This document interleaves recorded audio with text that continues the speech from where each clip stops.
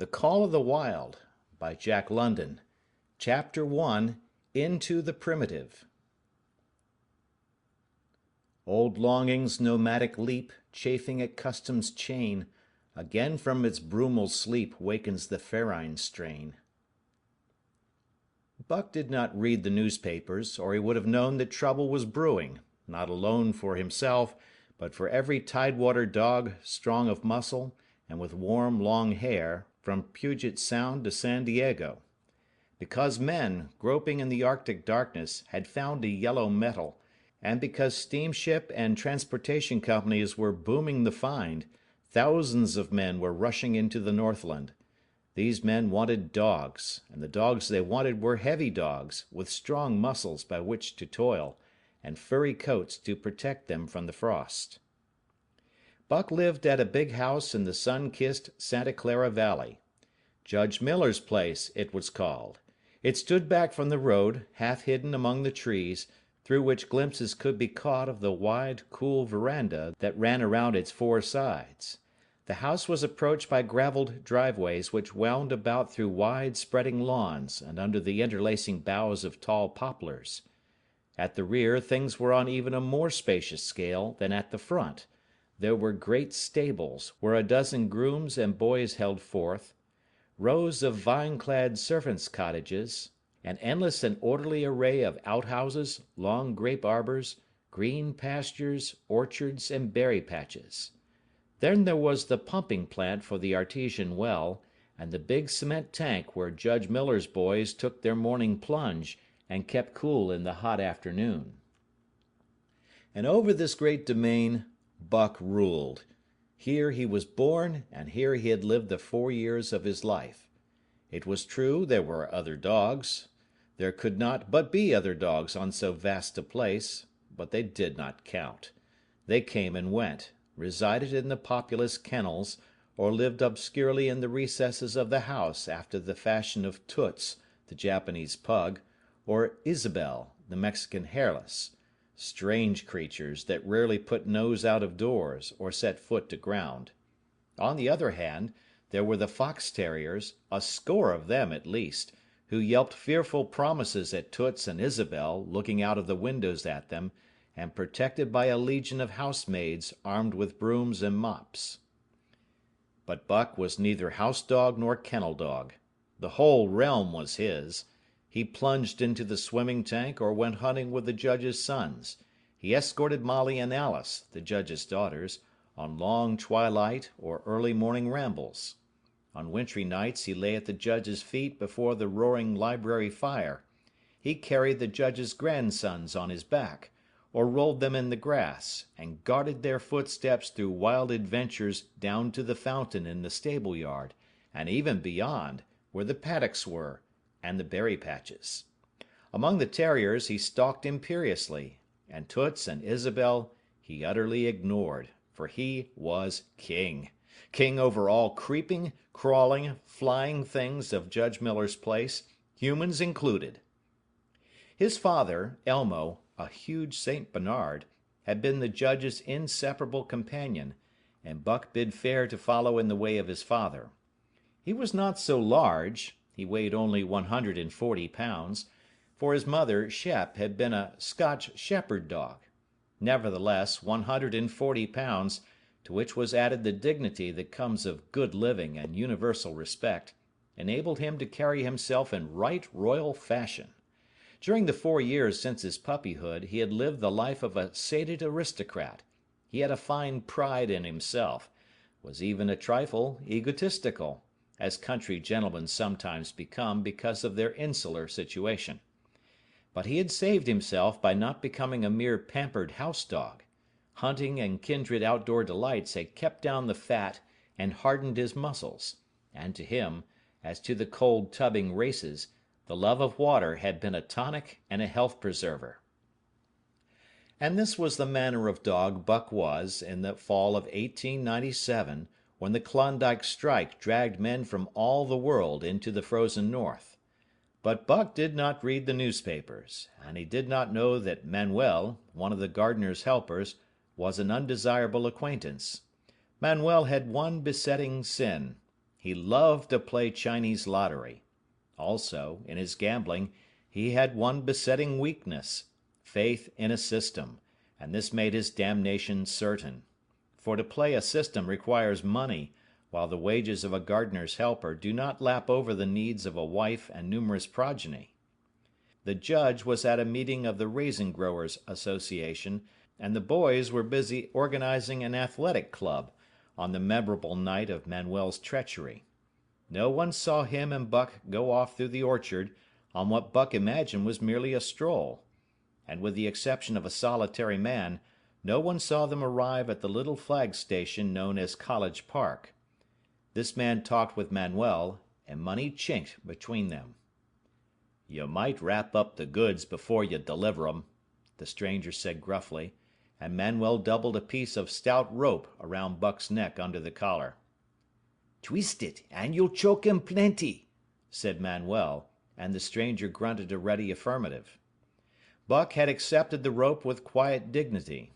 To be sure, it was an unwanted performance, but he had learned to trust in men he knew, and to give them credit for a wisdom that outreached his own.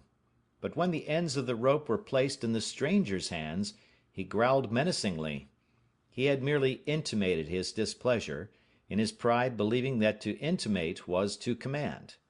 But to his surprise, the rope tightened around his neck, shutting off his breath. In quick rage he sprang at the man, who met him halfway, grappled him close by the throat, and with a deft twist threw him over on his back. Then the rope tightened mercilessly, while Buck struggled in a fury, his tongue lolling out of his mouth and his great chest panting futilely. Never in all his life had he been so vilely treated, and never in all his life had he been so angry. But his strength ebbed, his eyes glazed, and he knew nothing when the train was flagged and the two men threw him into the baggage car.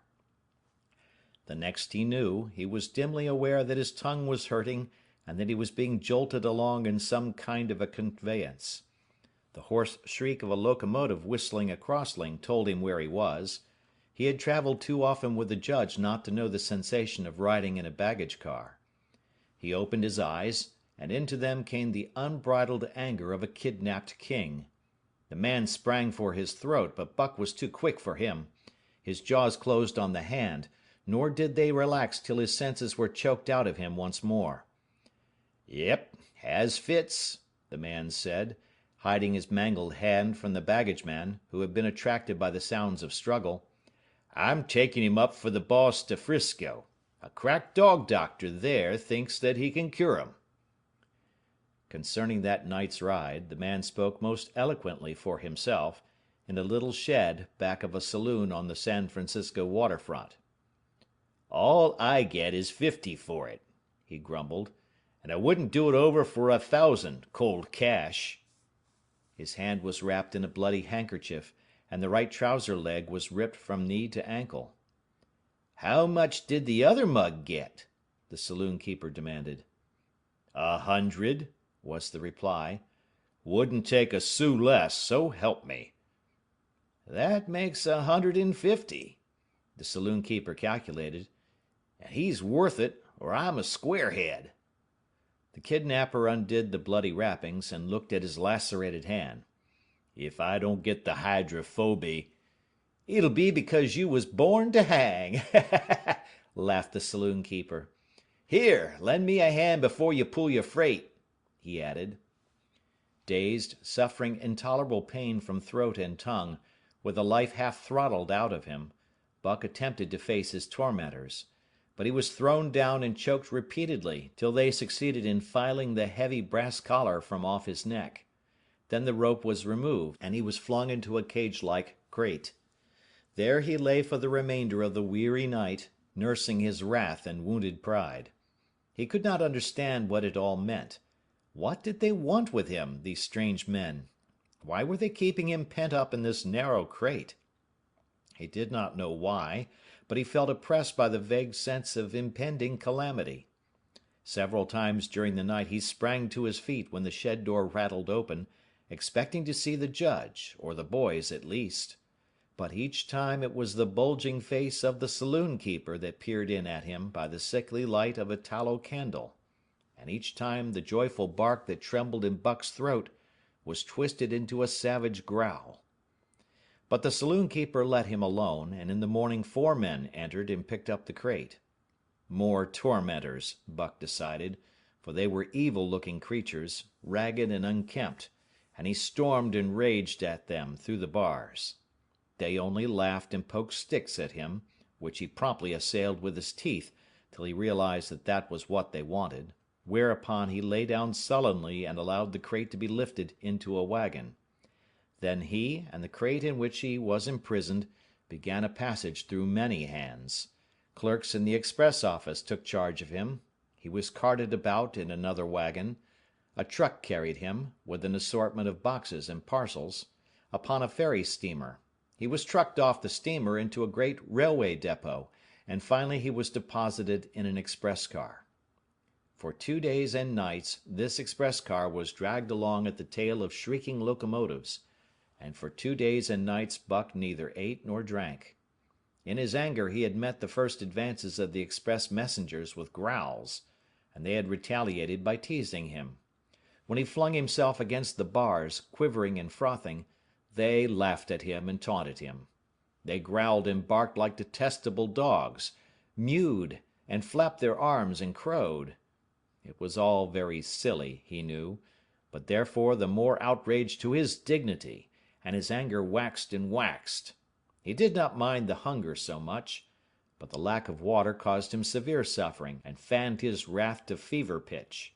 For that matter, high-strung and finely sensitive, the ill treatment had flung him into a fever, which was fed by the inflammation of his parched and swollen throat and tongue. He was glad for one thing: the rope was off his neck. That had given them an unfair advantage, but now that it was off, he would show them. They would never get another rope around his neck. Upon that he was resolved. For 2 days and nights he neither ate nor drank, and during those 2 days and nights of torment he accumulated a fund of wrath that boded ill for whoever first fell foul of him. His eyes turned bloodshot, and he was metamorphosed into a raging fiend. So changed was he that the judge himself would not have recognized him, and the express messengers breathed with relief when they bundled him off the train at Seattle. 4 men gingerly carried the crate from the wagon into a small, high-walled backyard. A stout man, with a red sweater that sagged generously at the neck, came out and signed the book for the driver. That was the man, Buck divined, the next tormentor, and he hurled himself savagely against the bars. The man smiled grimly and brought a hatchet and a club. "You ain't going to take him out now?" the driver asked. "Sure," the man replied, driving the hatchet into the crate for a pry. There was an instantaneous scattering of the 4 men who had carried it in, and from safe perches on top the wall they prepared to watch the performance. Buck rushed at the splintering wood, sinking his teeth into it, surging and wrestling with it.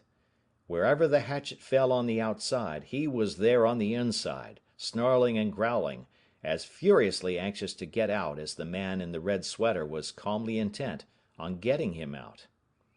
"Now, you red-eyed devil," he said, when he had made an opening sufficient for the passage of Buck's body. At the same time he dropped the hatchet and shifted the club to his right hand. And Buck was truly a red-eyed devil, as he drew himself together for the spring, hair bristling, mouth foaming, a mad glitter in his bloodshot eyes. Straight at the man he launched his 140 pounds of fury, surcharged with the pent passion of 2 days and nights. In midair, just as his jaws were about to close on the man, he received a shock that checked his body and brought his teeth together with an agonizing clip. He whirled over, fetching the ground on his back and side. He had never been struck by a club in his life and did not understand. With a snarl that was part bark and more scream, he was again on his feet and launched into the air. And again the shock came, and he was brought crushingly to the ground. This time he was aware that it was the club, but his madness knew no caution. A dozen times he charged, and as often the club broke the charge and smashed him down. After a particularly fierce blow he crawled to his feet, too dazed to rush. He staggered limply about, the blood flowing from nose and mouth and ears, his beautiful coat sprayed and flecked with bloody slaver. Then the man advanced and deliberately dealt him a frightful blow on the nose. All the pain he had endured was as nothing compared with the exquisite agony of this. With a roar that was almost lion-like in its ferocity, he again hurled himself at the man. But the man, shifting the club from right to left, coolly caught him by the underjaw, at the same time wrenching downward and backward. Buck described a complete circle in the air, and half of another, then crashed to the ground on his head and chest. For the last time he rushed. The man struck the shrewd blow he had purposely withheld for so long, and Buck crumpled up and went down, knocked utterly senseless. "He's no slouch at dog breaking, that's what I say," one of the men on the wall cried enthusiastically. "Druther break cayuses any day, and twice on Sundays," was the reply of the driver as he climbed on the wagon and started the horses. Buck's senses came back to him, but not his strength. He lay where he had fallen, and from there he watched the man in the red sweater. "Answers to the name of Buck," the man soliloquized, quoting from the saloon keeper's letter, which had announced the consignment of the crate and contents. "Well, Buck, my boy," he went on in a genial voice, "we've had our little ruction, and the best thing we can do is to let it go at that. You've learned your place, and I know mine. Be a good dog, and all'll go well and the goose hang high.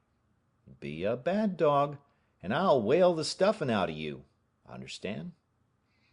As he spoke, he fearlessly patted the head he had so mercilessly pounded, and though Buck's hair involuntarily bristled at touch of the hand, he endured it without protest. When the man brought him water, he drank eagerly, and later bolted a generous meal of raw meat, chunk by chunk, from the man's hand. He was beaten, he knew that, but he was not broken. He saw, once for all, that he stood no chance against a man with a club. He had learned the lesson, and in all his afterlife he never forgot it. That club was a revelation. It was his introduction to the reign of primitive law, and he met the introduction halfway. The facts of life took on a fiercer aspect, and while he faced that aspect uncowed, he faced it with all the latent cunning of his nature aroused. As the days went by, other dogs came, in crates and at the ends of ropes, some docilely and some raging and roaring as he had come, and one and all he watched them pass under the dominion of the man in the red sweater. Again and again, as he looked at each brutal performance, the lesson was driven home to Buck. A man with a club was a lawgiver, a master to be obeyed, though not necessarily conciliated. Of this last Buck was never guilty, though he did see beaten dogs that fawned upon the man, and wagged their tails, and licked his hand. Also he saw one dog, that would neither conciliate nor obey, finally killed in the struggle for mastery. Now and again men came, strangers, who talked excitedly, wheedlingly, and in all kinds of fashions to the man in the red sweater. And at such times that money passed between them, the strangers took one or more of the dogs away with them. Buck wondered where they went, for they never came back, but the fear of the future was strong upon him, and he was glad each time when he was not selected. Yet his time came, in the end, in the form of a little weazened man who spat broken English and many strange and uncouth exclamations which Buck could not understand. "Sacre dame!" he cried, when his eyes lit upon Buck. "Dat one damn bully dog, eh? How much?" 300 and a present at that," was the prompt reply of the man in the red sweater. "And seeing it's government money, you ain't got no kick coming, eh, Perrault?" Perrault grinned. Considering that the price of dogs had been boomed skyward by the unwanted demand, it was not an unfair sum for so fine an animal. The Canadian government would be no loser, nor would its dispatches travel the slower. Perrault knew dogs, and when he looked at Buck he knew that he was 1 in 1,000. 1 in 10,000, he commented mentally. Buck saw money pass between them, and was not surprised when Curly, a good-natured Newfoundland, and he were led away by the little weazened man.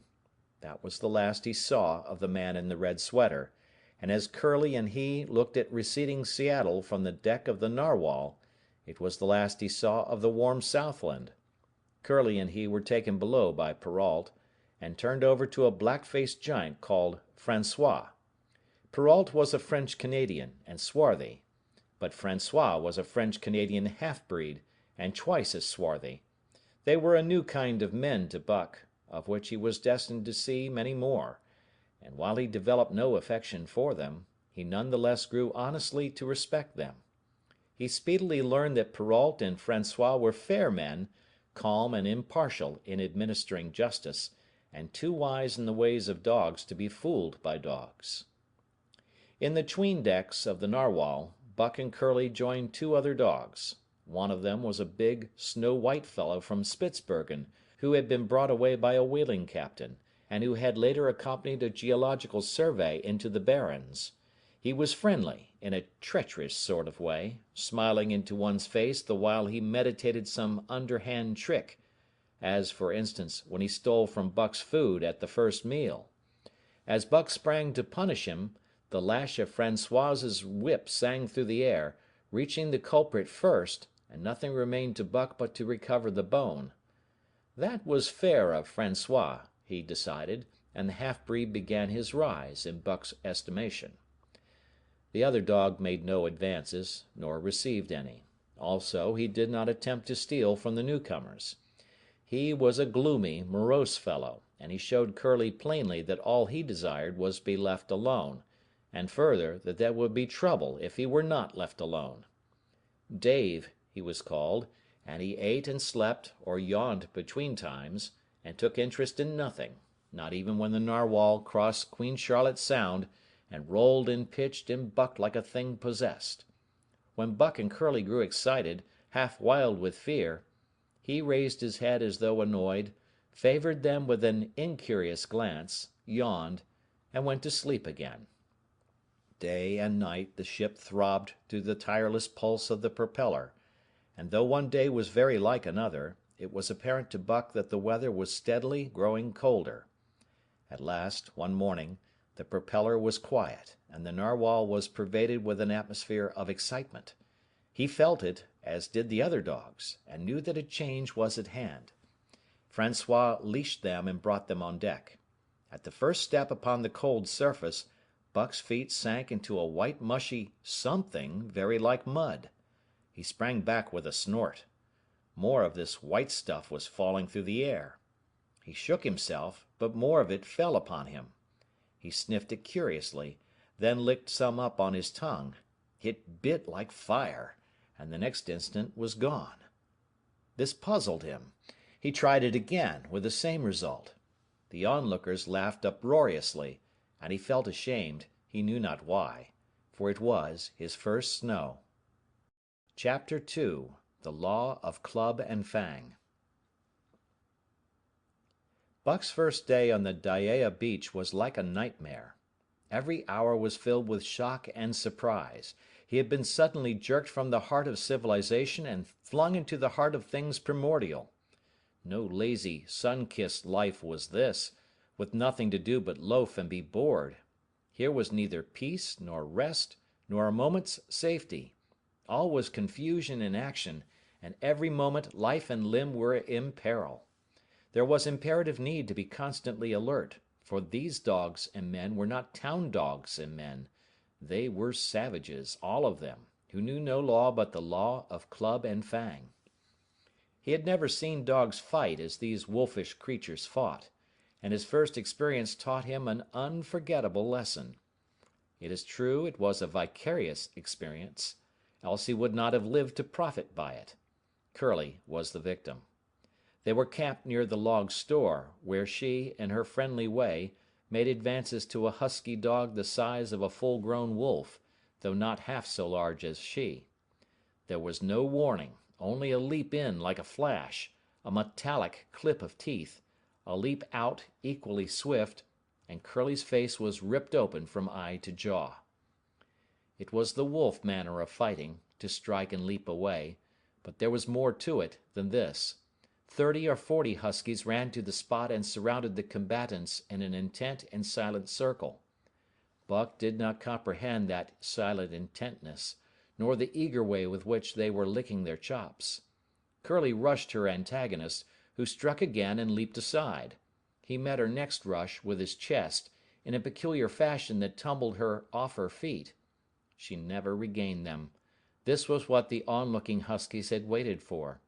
They closed in upon her, snarling and yelping, and she was buried, screaming with agony, beneath the bristling mass of bodies. So sudden was it, and so unexpected, that Buck was taken aback. He saw Spitz run out his scarlet tongue in a way he had of laughing, and he saw Francois, swinging an axe, spring into the mess of dogs. 3 men with clubs were helping him to scatter them. It did not take long. 2 minutes from the time Curly went down, the last of her assailants were clubbed off. But she lay there limp and lifeless in the bloody, trampled snow, almost literally torn to pieces, the swart half-breed standing over her, and cursing horribly. The scene often came back to Buck to trouble him in his sleep. So that was the way. No fair play. Once down, that was the end of you.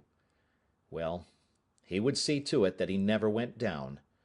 Spitz ran out his tongue and laughed again, and from that moment Buck hated him with a bitter and deathless hatred. Before he had recovered from the shock caused by the tragic passing of Curly, he received another shock. Francois fastened upon him an arrangement of straps and buckles. It was a harness such as he had seen the grooms put on the horses at home, and as he had seen horses work, so he was set to work, hauling Francois on a sled to the forest that fringed the valley, and returning with a load of firewood. Though his dignity was sorely hurt by thus being made a draft animal, he was too wise to rebel. He buckled down with a will and did his best, though it was all new and strange. Francois was stern, demanding instant obedience, and by virtue of his whip receiving instant obedience, while Dave, who was an experienced wheeler, nipped Buck's hindquarters whenever he was in error. Spitz was the leader, likewise experienced, and while he could not always get at Buck, he growled sharp reproof now and again, or cunningly threw his weight in the traces to jerk Buck into the way he should go. Buck learned easily, and under the combined tuition of his 2 mates and Francois, made remarkable progress. Ere he returned to camp, he knew enough to stop at "Ho!" to go ahead at "Mush!" to swing wide on the bends, and to keep clear of the wheeler when the loaded sled shot downhill at their heels.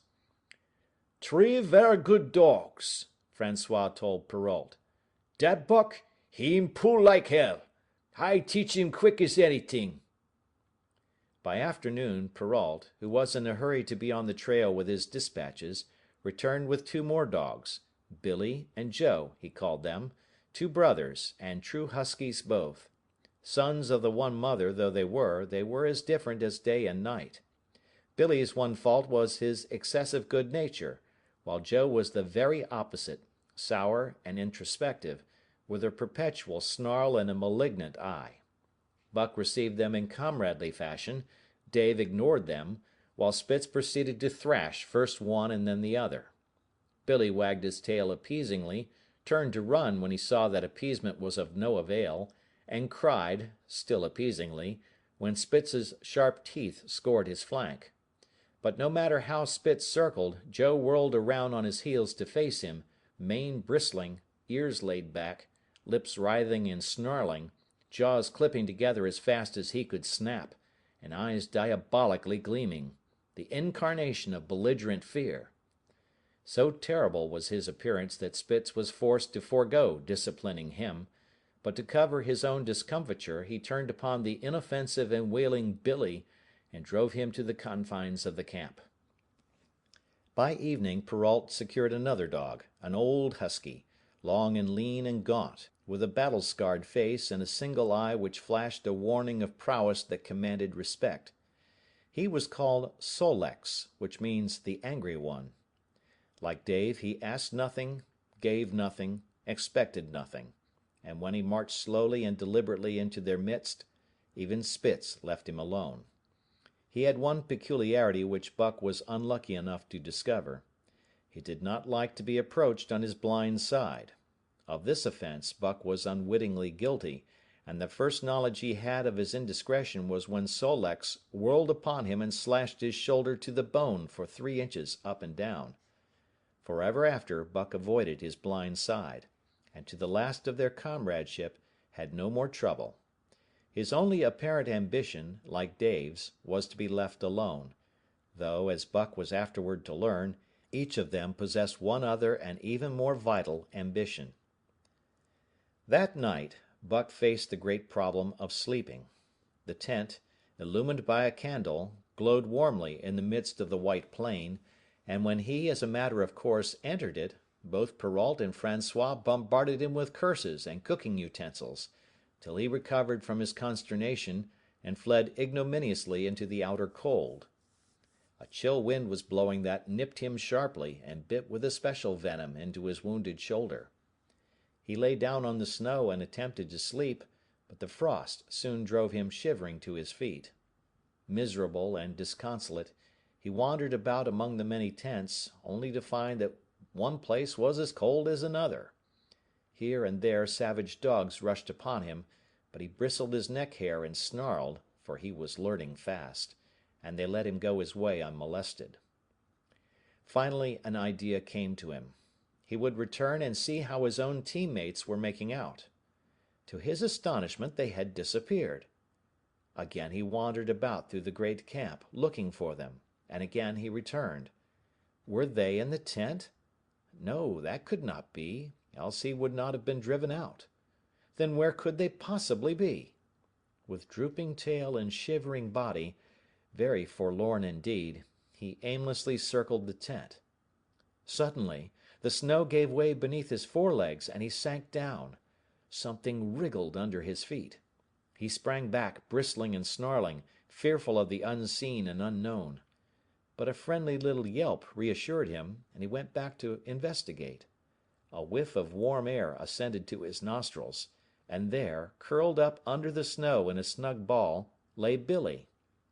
He whined placatingly, squirmed and wriggled to show his good will and intentions, and even ventured, as a bribe for peace, to lick Buck's face with his warm wet tongue. Another lesson. So that was the way they did it, eh? Buck confidently selected a spot, and with much fuss and waste effort proceeded to dig a hole for himself. In a trice the heat from his body filled the confined space, and he was asleep. The day had been long and arduous, and he slept soundly and comfortably, though he growled and barked and wrestled with bad dreams. Nor did he open his eyes till aroused by the noises of the waking camp. At first he did not know where he was. It had snowed during the night, and he was completely buried. The snow walls pressed him on every side, and a great surge of fear swept through him, the fear of the wild thing for the trap. It was a token that he was harking back through his own life to the lives of his forebears, for he was a civilized dog, an unduly civilized dog, and of his own experience knew no trap, and so could not himself fear it. The muscles of his whole body contracted spasmodically and instinctively, the hair on his neck and shoulders stood on end, and with a ferocious snarl he bounded straight up into the blinding day, the snow flying about him in a flashing cloud. Ere he landed on his feet, he saw the white camp spread out before him, and knew where he was, and remembered all that had passed from the time he went for a stroll with Manuel to the hole he had dug for himself the night before. A shout from Francois hailed his appearance. "What I say!" the dog driver cried to Perrault. "Dat Buck for sure learn quick as anything." Perrault nodded gravely. As courier for the Canadian government, bearing important dispatches, he was anxious to secure the best dogs, and he was particularly gladdened by the possession of Buck. 3 more huskies were added to the team inside an hour, making a total of 9, and before another quarter of an hour had passed, they were in harness and swinging up the trail toward the Daya Canyon. Buck was glad to be gone, and though the work was hard, he found he did not particularly despise it. He was surprised at the eagerness which animated the whole team, and which was communicated to him. But still more surprising was the change wrought in Dave and Sol-leks. They were new dogs, utterly transformed by the harness. All passiveness and unconcern had dropped from them. They were alert and active, anxious that the work should go well, and fiercely irritable with whatever, by delay or confusion, retarded that work. The toil of the traces seemed the supreme expression of their being, and all that they lived for, and the only thing in which they took delight. Dave was wheeler, or sled dog, pulling in front of him was Buck, then came Sol-leks, the rest of the team was strung out ahead, single file, to the leader, which position was filled by Spitz.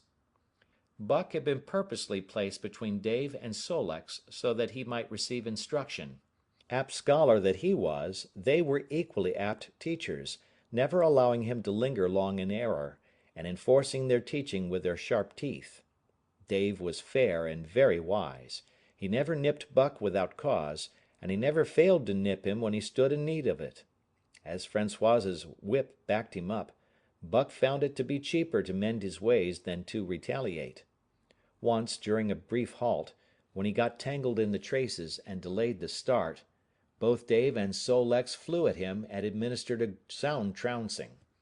The resulting tangle was even worse, but Buck took good care to keep the traces clear thereafter, and ere the day was done, so well had he mastered his work, his mates about ceased nagging him.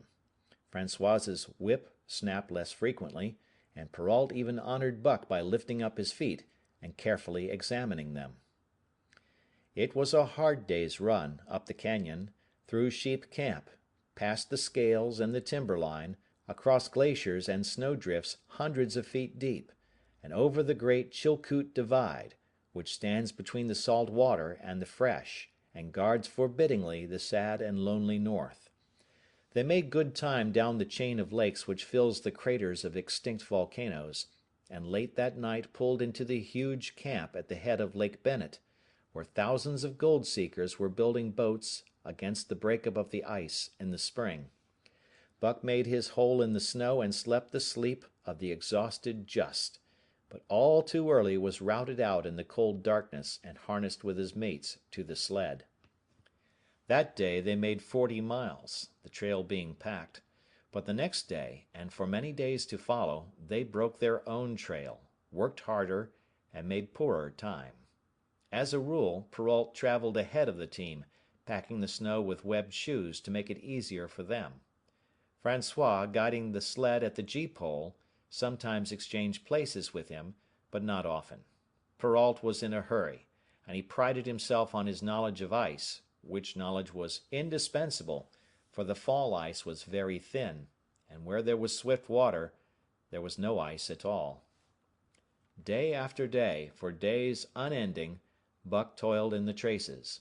Always, they broke camp in the dark, and the first gray of dawn found them hitting the trail with fresh miles reeled off behind them.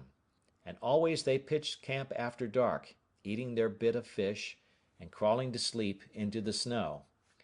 Buck was ravenous. The pound and a half of sun-dried salmon, which was his ration for each day, seemed to go nowhere.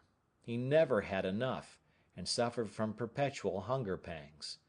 Yet the other dogs, because they weighed less and were born to the life, received a pound only of the fish, and managed to keep in good condition. He swiftly lost the fastidiousness which had characterized his old life. A dainty eater, he found that his mates, finishing first, robbed him of his unfinished ration. There was no defending it. While he was fighting off 2 or 3, it was disappearing down the throats of the others. To remedy this, he ate as fast as they, and, so greatly did hunger compel him, he was not above taking what did not belong to him. He watched and learned. When he saw Pike, one of the new dogs, a clever malingerer and thief, slyly steal a slice of bacon when Perrault's back was turned, he duplicated the performance the following day, getting away with the whole chunk. A great uproar was raised, but he was unsuspected, while Dub, an awkward blunderer who was always getting caught, was punished for Buck's misdeed. This first theft marked Buck as fit to survive in the hostile Northland environment. It marked his adaptability, his capacity to adjust himself to changing conditions, the lack of which would have meant swift and terrible death. It marked further the decay or going to pieces of his moral nature, a vain thing and a handicap in their ruthless struggle for existence. It was all well enough in the Southland, under the law of love and fellowship, to respect private property and personal feelings. But in the Northland, under the law of club and fang, whoso took such things into account was a fool, and in so far as he observed them, he would fail to prosper. Not that Buck reasoned it out. He was fit, that was all, and unconsciously he accommodated himself to the new mode of life. All his days, no matter what the odds, he had never run from a fight. But the club of the man in the red sweater had beaten into him a more fundamental and primitive code. Civilized, he could have died for a moral consideration, say the defense of Judge Miller's riding whip, but the completeness of his de-civilization was now evidenced by his ability to flee from the defense of a moral consideration, and so save his hide. He did not steal for joy of it, but because of the clamor of his stomach. He did not rob openly, but stole secretly and cunningly, out of respect for club and fang. In short, the things he did were done because it was easier to do them than not to do them. His development, or retrogression, was rapid. His muscles became hard as iron, and he grew callous to all ordinary pain. He achieved an internal as well as external economy. He could eat anything, no matter how loathsome or indigestible, and, once eaten, the juices of his stomach extracted the last least particle of nutriment, and his blood carried it to the farthest reaches of his body, building it into the toughest and stoutest of tissues. Sight and scent became remarkably keen, while his hearing developed such acuteness that in his sleep he heard the faintest sound and knew whether it heralded peace or peril. He learned to bite the ice out with his teeth when it collected between his toes, and when he was thirsty and there was a thick scum of ice over the water hole, he would break it by rearing and striking it with stiff forelegs. His most conspicuous trait was an ability to scent the wind and forecast it a night in advance. No matter how breathless the air when he dug his nest by tree or bank, the wind that later blew inevitably found him to leeward, sheltered and snug. And not only did he learn by experience, but instincts long dead became alive again. The domesticated generations fell from him. In vague ways he remembered back to the youth of the breed, to the time the wild dogs ranged in packs through the primeval forest, and killed their meat as they ran it down.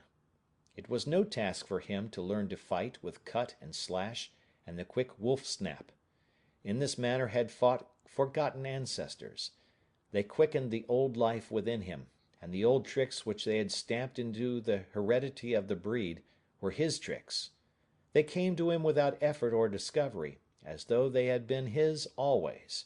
And when, on the still cold nights, he pointed his nose at a star and howled long and wolf-like, it was his ancestors, dead and dust, pointing nose at star and howling down through the centuries and through him. And his cadences were their cadences, the cadences which voiced their woe and what to them was the meaning of the stiffness and the cold and dark. Thus, as token of what a puppet thing life is, the ancient song surged through him, and he came into his own again. And he came because men had found a yellow metal in the north, and because Manuel was a gardener's helper whose wages did not lap over the needs of his wife and divers small copies of himself. Chapter 3. The Dominant Primordial Beast. The dominant primordial beast was strong in Buck, and under the fierce conditions of trail life it grew and grew. Yet it was a secret growth. His newborn cunning gave him poise and control.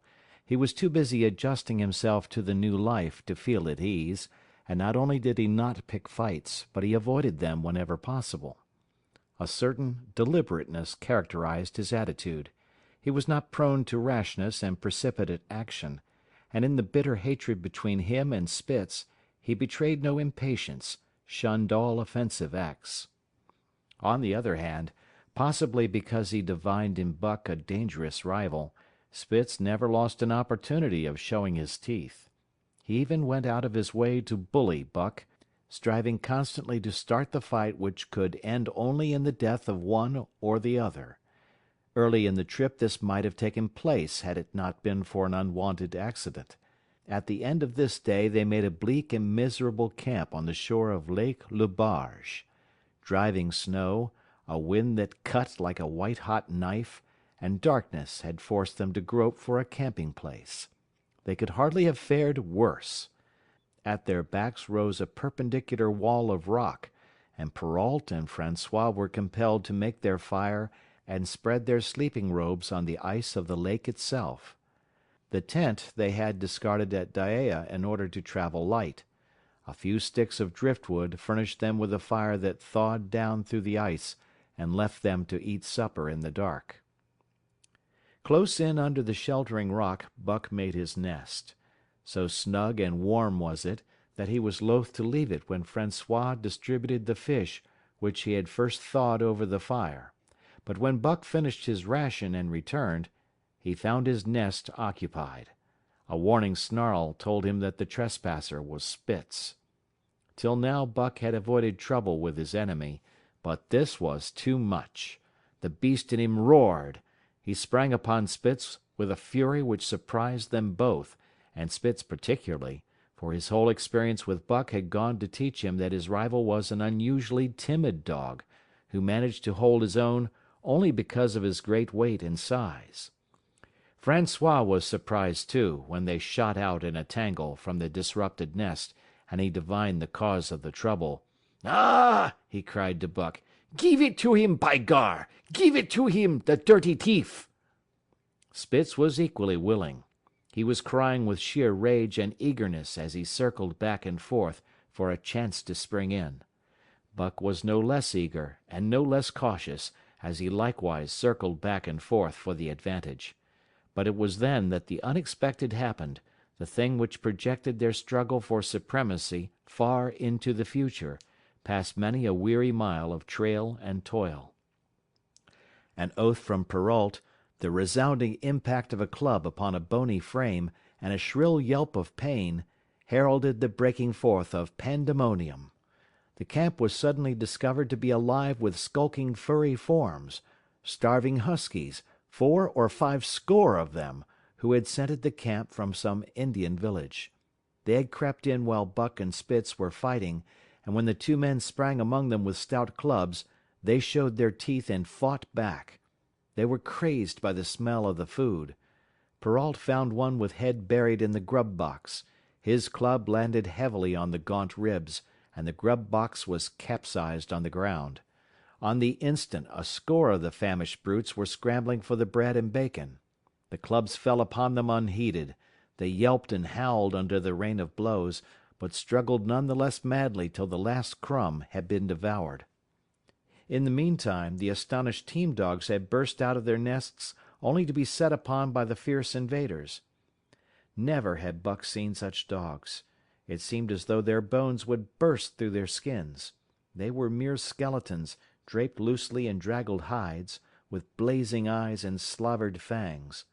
But the hunger madness made them terrifying, irresistible. There was no opposing them. The team dogs were swept back against the cliff at the first onset. Buck was beset by 3 huskies, and in a trice his head and shoulders were ripped and slashed. The din was frightful. Billy was crying as usual.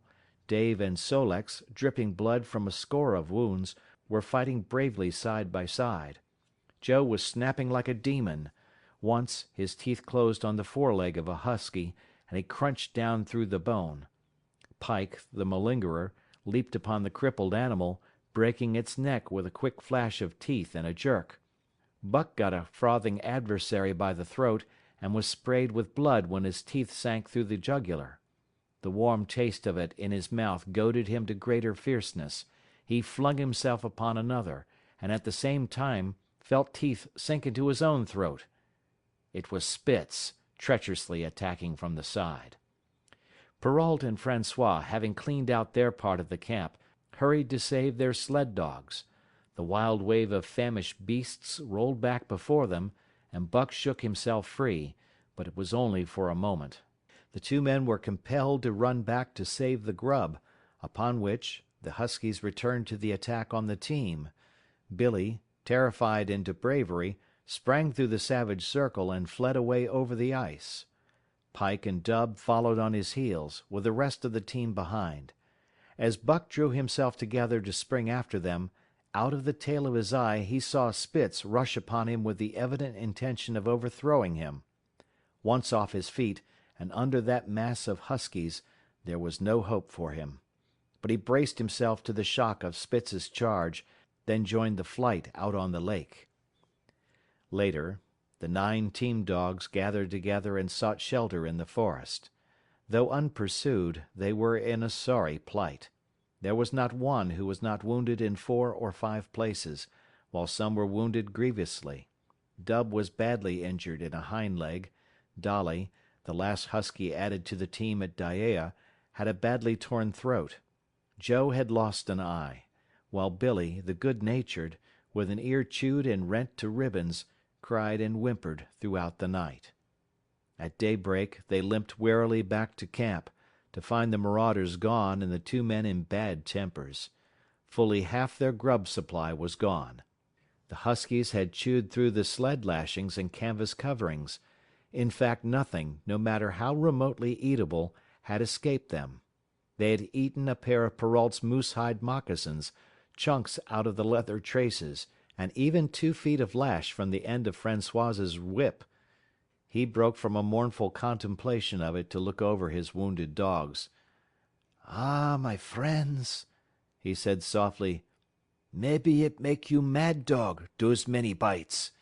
Maybe all mad dog, sacre dame. What you think, eh, Perrault?" The courier shook his head dubiously. With 400 miles of trail still between him and Dawson, he could ill afford to have madness break out among his dogs. 2 hours of cursing and exertion got the harnesses into shape, and the wound-stiffened team was under way, struggling painfully over the hardest part of the trail they had yet encountered, and for that matter, the hardest between them and Dawson. The 30-mile river was wide open. Its wild water defied the frost, and it was in the eddies only and in the quiet places that the ice held at all. 6 days of exhausting toil were required to cover those 30 terrible miles. And terrible they were, for every foot of them was accomplished at the risk of life to dog and man. A dozen times Perrault, nosing the way, broke through the ice bridges, being saved by the long pole he carried, which he so held that it fell each time across the hole made by his body. But a cold snap was on, the thermometer registering 50 below zero, and each time he broke through he was compelled for very life to build a fire and dry his garments. Nothing daunted him. It was because nothing daunted him that he had been chosen for government courier. He took all manner of risks, resolutely thrusting his little weazened face into the frost and struggling on from dim dawn to dark. He skirted the frowning shores on rim ice that bent and crackled underfoot, and upon which they dared not halt. Once the sled broke through, with Dave and Buck, and they were half frozen and all but drowned by the time they were dragged out. The usual fire was necessary to save them.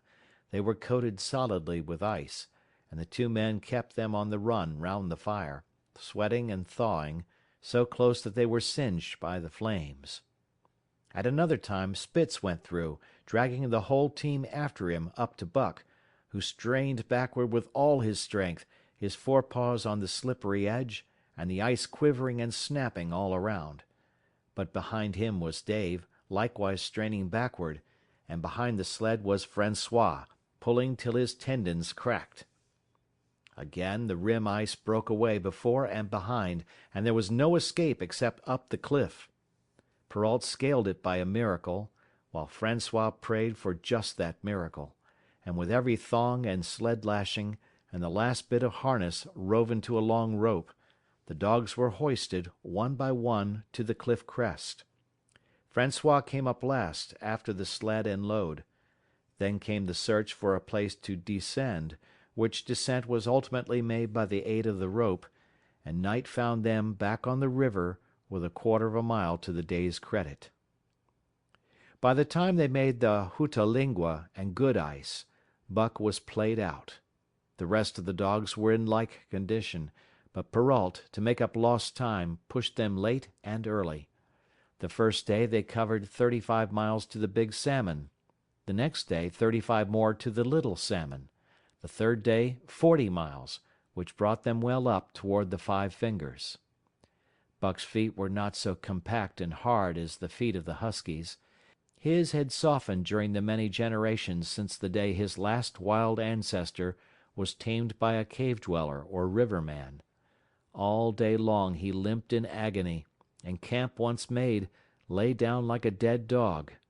Hungry as he was, he would not move to receive his ration of fish, which Francois had to bring to him.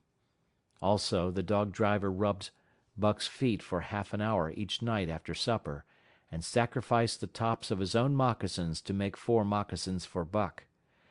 This was a great relief, and Buck caused even the weazened face of Perrault to twist itself into a grin one morning, when Francois forgot the moccasins, and Buck lay on his back, his 4 feet waving appealingly in the air, and refused to budge without them.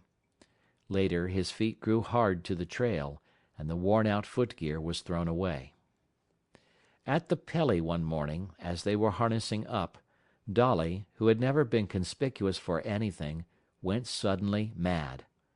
She announced her condition by a long, heart-breaking wolf howl that sent every dog bristling with fear, then sprang straight for Buck. He had never seen a dog go mad, nor did he have any reason to fear madness, yet he knew that here was horror, and fled away from it in a panic. Straight away he raced, with Dolly, panting and frothing, 1 leap behind. Nor could she gain on him, so great was his terror, nor could he leave her, so great was her madness. He plunged through the wooded breast of the island, flew down to the lower end, crossed a back channel filled with rough ice to another island, gained a third island, curved back to the main river, and in desperation started to cross it. And all the time, though he did not look, he could hear her snarling just 1 leap behind. Francois called to him a quarter of a mile away, and he doubled back, still 1 leap ahead, gasping painfully for air, and putting all his faith in that Francois would save him. The dog driver held the axe poised in his hand, and as Buck shot past him, the axe crashed down upon Mad Dolly's head. Buck staggered over against the sled, exhausted, sobbing for breath, helpless. This was Spitz's opportunity. He sprang upon Buck, and twice his teeth sank into his unresisting foe and ripped and tore the flesh to the bone. Then Francois's lash descended, and Buck had the satisfaction of watching Spitz receive the worst whipping as yet administered to any of the teams. "One devil, dat Spitz," remarked Perrault. "Some damn day him kill dat buck." "Dat buck 2 devils," was Francois's rejoinder. "All de time I watch dat buck I know for sure. Listen. Some damn fine day him get mad like hell, and den him chew dat Spitz all up and spit him out on de snow. Sure, I know." From then on it was war between them. Spitz, as lead dog and acknowledged master of the team, felt his supremacy threatened by this strange Southland dog.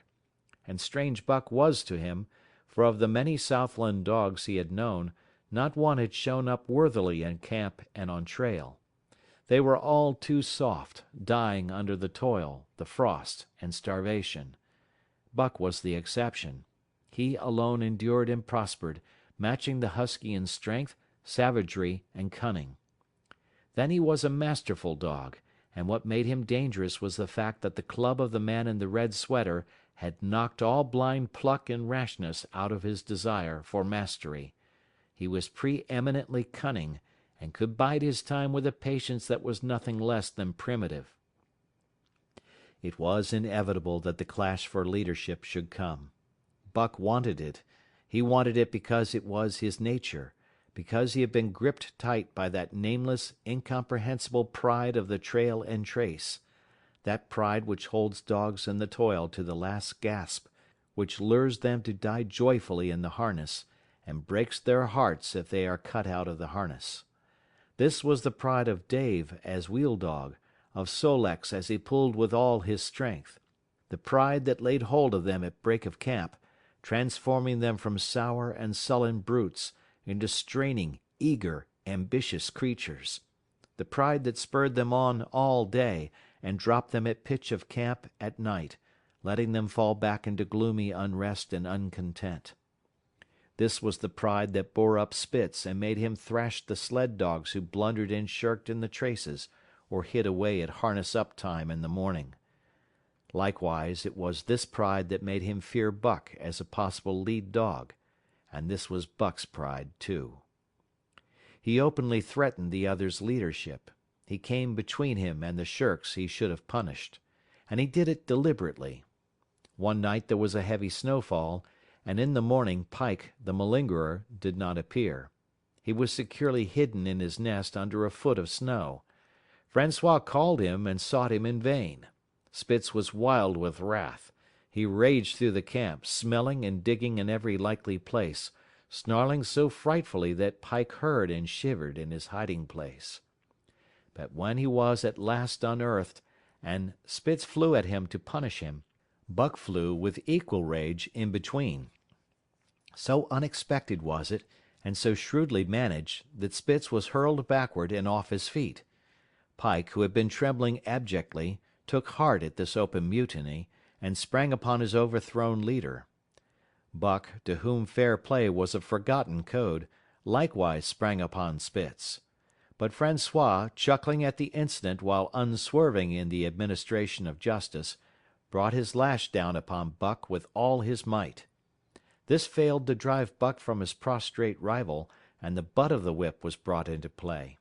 Half stunned by the blow, Buck was knocked backward and the lash laid upon him again and again, while Spitz soundly punished the many times offending Pike. In the days that followed, as Dawson grew closer and closer, Buck still continued to interfere between Spitz and the culprits. But he did it craftily, when Francois was not around. With the covert mutiny of Buck, a general insubordination sprang up and increased. Dave and Sol-leks were unaffected, but the rest of the team went from bad to worse. Things no longer went right. There was continual bickering and jangling. Trouble was always afoot, and at the bottom of it was Buck. He kept Francois busy, for the dog-driver was in constant apprehension of the life and death struggle between the two, which he knew must take place sooner or later, and on more than one night the sounds of quarrelling and strife among the other dogs turned him out of his sleeping robe, fearful that Buck and Spitz were at it. But the opportunity did not present itself, and they pulled into Dawson one dreary afternoon with the great fight still to come. Here were many men and countless dogs, and Buck found them all at work. It seemed the ordained order of things that dogs should work. All day they swung up and down the main street in long teams, and in the night their jingling bells still went by. They hauled cabin logs and firewood, freighted up to the mines, and did all manner of work that horses did in the Santa Clara Valley. Here and there Buck met Southland dogs, but in the main they were the wild wolf husky breed. Every night, regularly, at 9, at 12, at 3, they lifted a nocturnal song, a weird and eerie chant in which it was Buck's delight to join. With the aurora borealis flaming coldly overhead, or the stars leaping in the frost dance, and the land numb and frozen under its pall of snow, this song of the huskies might have been the defiance of life, only it was pitched in minor key, with long-drawn wailings and half-sobs, and was more the pleading of life, the articulate travail of existence. It was an old song, old as the breed itself, one of the first songs of the younger world in a day when songs were sad. It was invested with the woe of unnumbered generations, this plaint by which Buck was so strangely stirred. When he moaned and sobbed, it was with the pain of living that was of old the pain of his wild fathers, and the fear and mystery of the cold and dark that was to them fear and mystery. And that he should be stirred by it marked the completeness with which he harked back through the ages of fire and roof to the raw beginnings of life in the howling ages. 7 days from the time they pulled into Dawson, they dropped down the steep bank by the barracks to the Yukon trail, and pulled for Dyea and Salt Water. Perrault was carrying dispatches, if anything, more urgent than those he had brought in. Also, the travel pride had gripped him, and he purposed to make the record trip of the year. Several things favored him in this. The week's rest had recuperated the dogs and put them in thorough trim. The trail they had broken into the country was packed hard by later journeyers. And further, the police had arranged in 2 or 3 places deposits of grub for dog and man, and he was traveling light. They made 60 Mile, which is a 50-mile run, on the first day, and the second day saw them booming up the Yukon well on their way to Pelly. But such splendid running was achieved not without great trouble and vexation on the part of Francois. The insidious revolt led by Buck had destroyed the solidarity of the team. It no longer was as one dog leaping in the traces. The encouragement Buck gave the rebels led them into all kinds of petty misdemeanors. No more was Spitz a leader greatly to be feared. The old awe departed, and they grew equal to challenging his authority. Pike robbed him of half a fish one night and gulped it down under the protection of Buck. Another night Dub and Joe fought Spitz and made him forego the punishment they deserved. And even Billy, the good-natured, was less good-natured, and whined not half so placatingly as in former days. Buck never came near Spitz without snarling and bristling menacingly. In fact, his conduct approached that of a bully, and he was given to swaggering up and down before Spitz's very nose. The breaking down of discipline likewise affected the dogs in their relations with one another. They quarreled and bickered more than ever among themselves, till at times the camp was a howling bedlam. Dave and Sol-leks alone were unaltered, though they were made irritable by the unending squabbling. Francois swore strange, barbarous oaths, and stamped the snow in futile rage, and tore his hair. His lash was always singing among the dogs, but it was of small avail. Directly his back was turned they were at it again. He backed up Spitz with his whip, while Buck backed up the remainder of the team. Francois knew he was behind all the trouble, and Buck knew he knew, but Buck was too clever ever again to be caught red-handed. He worked faithfully in the harness, for the toil had become a delight to him. Yet it was a greater delight slyly to precipitate a fight amongst his mates and tangle the traces. At the mouth of the Tahkeena, one night after supper, Dub turned up a snowshoe rabbit, blundered it, and missed. In a second the whole team was in full cry. 100 yards away was a camp of the Northwest Police, with 50 dogs, huskies all, who joined the chase. The rabbit sped down the river, turned off into a small creek, up the frozen bed of which it held steadily. It ran lightly on the surface of the snow, while the dogs plowed through by main strength. Buck led the pack, 60 strong, around bend after bend, but he could not gain. He lay down low to the race, whining eagerly, his splendid body flashing forward leap by leap in the wan white moonlight. And leap by leap, like some pale frost wraith, the snowshoe rabbit flashed on ahead. All that stirring of old instincts which at stated periods drives men out from the sounding cities to forest and plain to kill things by chemically propelled leaden pellets, the bloodlust, the joy to kill. All this was Buck's, only it was infinitely more intimate. He was ranging at the head of the pack, running the wild thing down, the living meat, to kill with his own teeth and wash his muzzle to the eyes in warm blood. There is an ecstasy that marks the summit of life, and beyond which life cannot rise, And such is the paradox of living. This ecstasy comes when one is most alive, and it comes as a complete forgetfulness that one is alive. This ecstasy, this forgetfulness of living, comes to the artist, caught up and out of himself in a sheet of flame. It comes to the soldier, war-mad on a stricken field and refusing quarter. And it came to Buck, leading the pack, sounding the old wolf cry, straining after the food that was alive and that fled swiftly before him through the moonlight. He was sounding the deeps of his nature, and of the parts of his nature that were deeper than he, going back into the womb of time. He was mastered by the sheer surging of life, the tidal wave of being, the perfect joy of each separate muscle, joint, and sinew, in that it was everything that was not death, that it was aglow and rampant, expressing itself in movement, flying exultantly under the stars and over the face of dead matter that did not move. But Spitz, cold and calculating even in his supreme moods, left the pack and cut across a narrow neck of land where the creek made a long bend around. Buck did not know of this, and as he rounded the bend, the frost wraith of a rabbit still flitting before him, he saw another and larger frost wraith leap from the overhanging bank into the immediate path of the rabbit. It was Spitz. The rabbit could not turn, and as the white teeth broke its back in mid-air, it shrieked as loudly as a stricken man may shriek. At sound of this, the cry of life plunging down from life's apex in the grip of death, the fall pack at Buck's heels raised a hell's chorus of delight.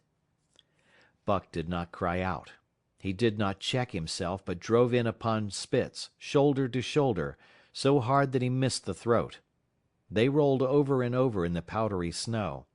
Spitz gained his feet almost as though he had not been overthrown, slashing Buck down the shoulder and leaping clear. Twice his teeth clipped together, like the steel jaws of a trap, as he backed away for better footing, with lean and lifting lips that writhed and snarled. In a flash Buck knew it. The time had come. It was to the death. As they circled about, snarling, ears laid back, keenly watchful for the advantage, the scene came to Buck with a sense of familiarity. He seemed to remember it all, the white woods, and earth, and moonlight, and the thrill of battle. Over the whiteness and silence brooded a ghostly calm.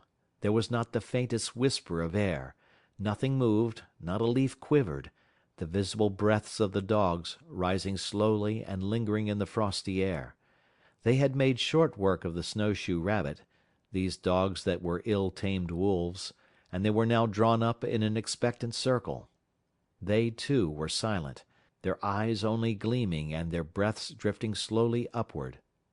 To Buck it was nothing new or strange, this scene of old time. It was as though it had always been, the wonted way of things. Spitz was a practised fighter. From Spitzbergen through the Arctic, and across Canada and the Barrens, he had held his own with all manner of dogs and achieved to mastery over them. Bitter rage was his, but never blind rage.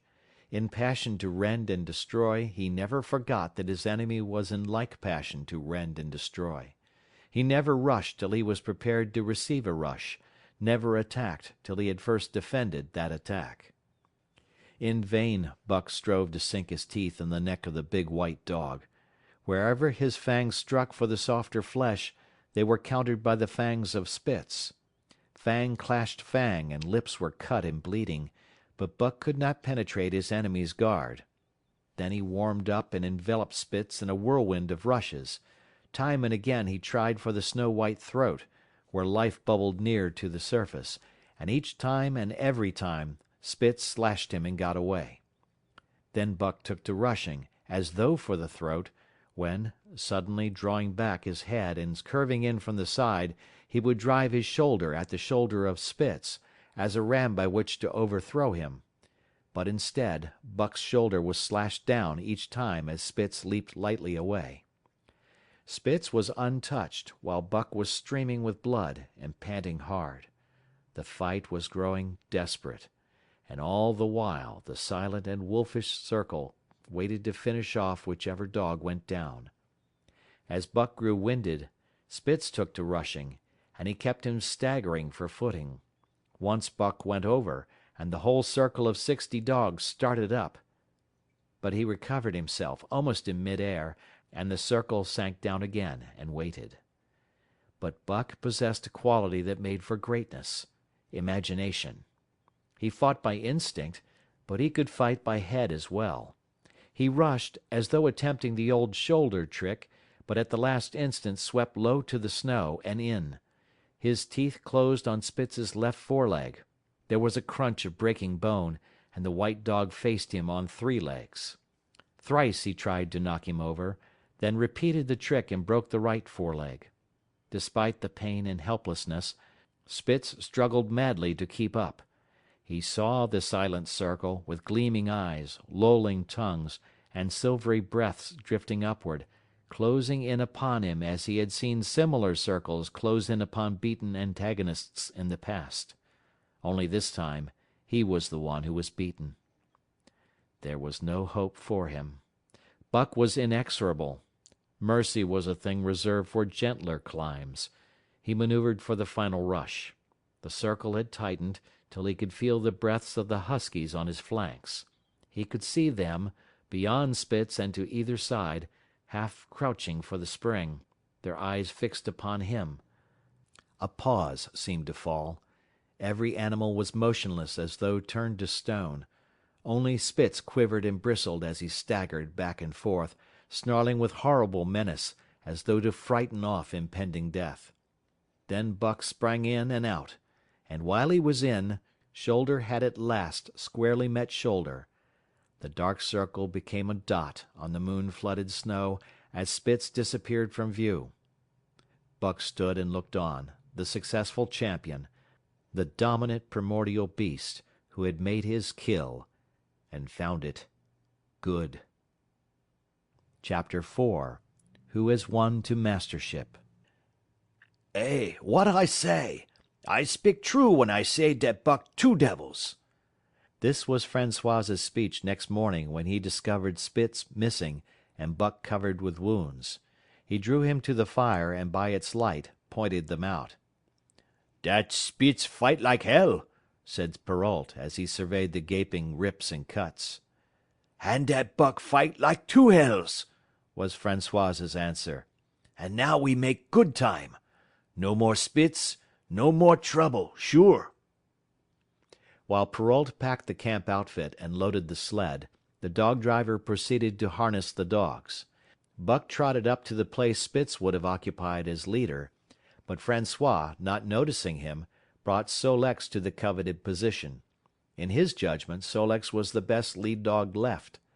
Buck sprang upon Sol-leks in a fury, driving him back and standing in his place. "Eh? Eh!" Francois cried, slapping his thighs gleefully. "Look at dat Buck! Him kill dat Spitz, him think to take de job. Go way, Chook!" he cried, but Buck refused to budge. He took Buck by the scruff of the neck, and though the dog growled threateningly, dragged him to one side and replaced Sol-leks. The old dog did not like it, and showed plainly that he was afraid of Buck. Francois was obdurate, but when he turned his back, Buck again displaced Sol-leks, who was not at all unwilling to go. Francois was angry. "Now, by gar, I fix you!" he cried, coming back with a heavy club in his hand. Buck remembered the man in the red sweater and retreated slowly, nor did he attempt to charge in when Sol-leks was once more brought forward. But he circled just beyond the range of the club, snarling with bitterness and rage, and while he circled, he watched the club so as to dodge it if thrown by Francois, for he was become wise in the way of clubs. The driver went about his work, and he called to Buck when he was ready to put him in his old place in front of Dave. Buck retreated 2 or 3 steps. Francois followed him up, whereupon he again retreated. After some time of this, Francois threw down the club, thinking that Buck feared a thrashing. But Buck was in open revolt. He wanted, not to escape a clubbing, but to have the leadership. It was his by right. He had earned it, and he would not be content with less. Perrault took a hand. Between them they ran him about for the better part of an hour. They threw clubs at him. He dodged. They cursed him, and his fathers and mothers before him, and all his seed to come after him down to the remotest generation, and every hair on his body and drop of blood in his veins, and he answered curse with snarl and kept out of their reach. He did not try to run away, but retreated around and around the camp, advertising plainly that when his desire was met, he would come in and be good. Francois sat down and scratched his head. Perrault looked at his watch and swore.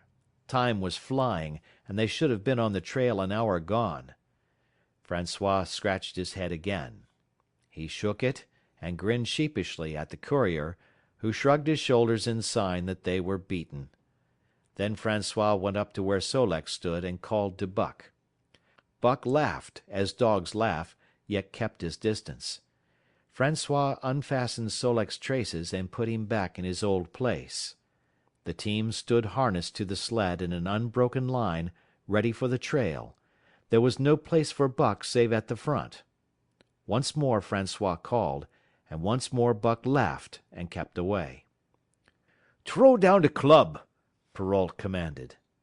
Francois complied, whereupon Buck trotted in, laughing triumphantly, and swung around into position at the head of the team.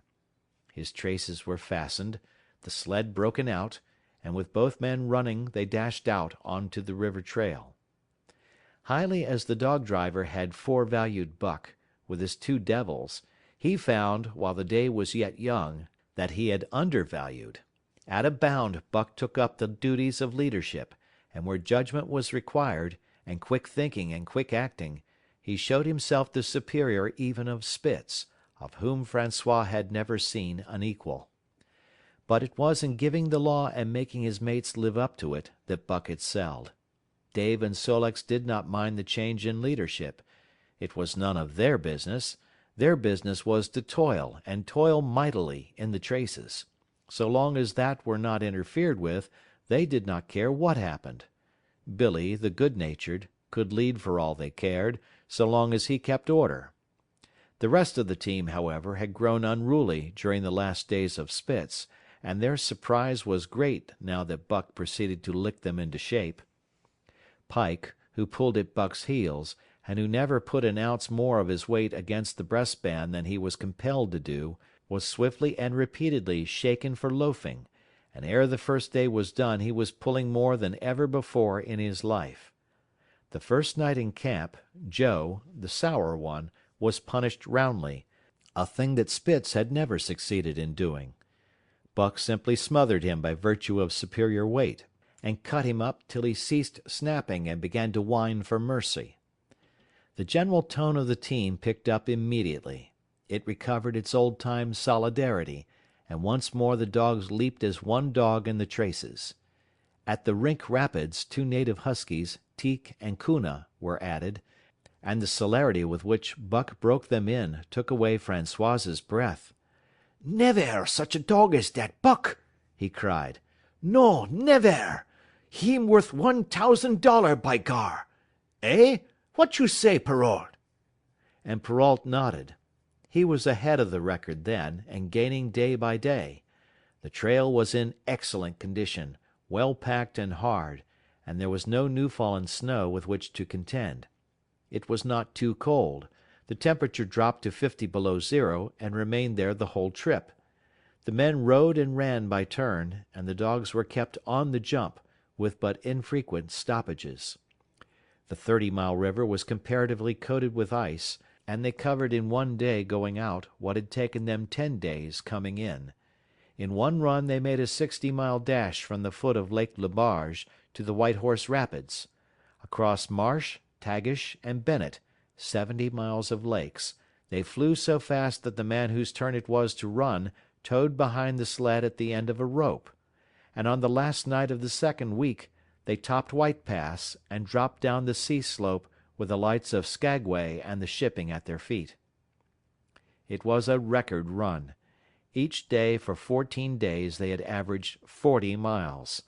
For 3 days Perrault and Francois threw chests up and down the main street of Skagway and were deluged with invitations to drink, while the team was the constant center of a worshipful crowd of dog-busters and mushers.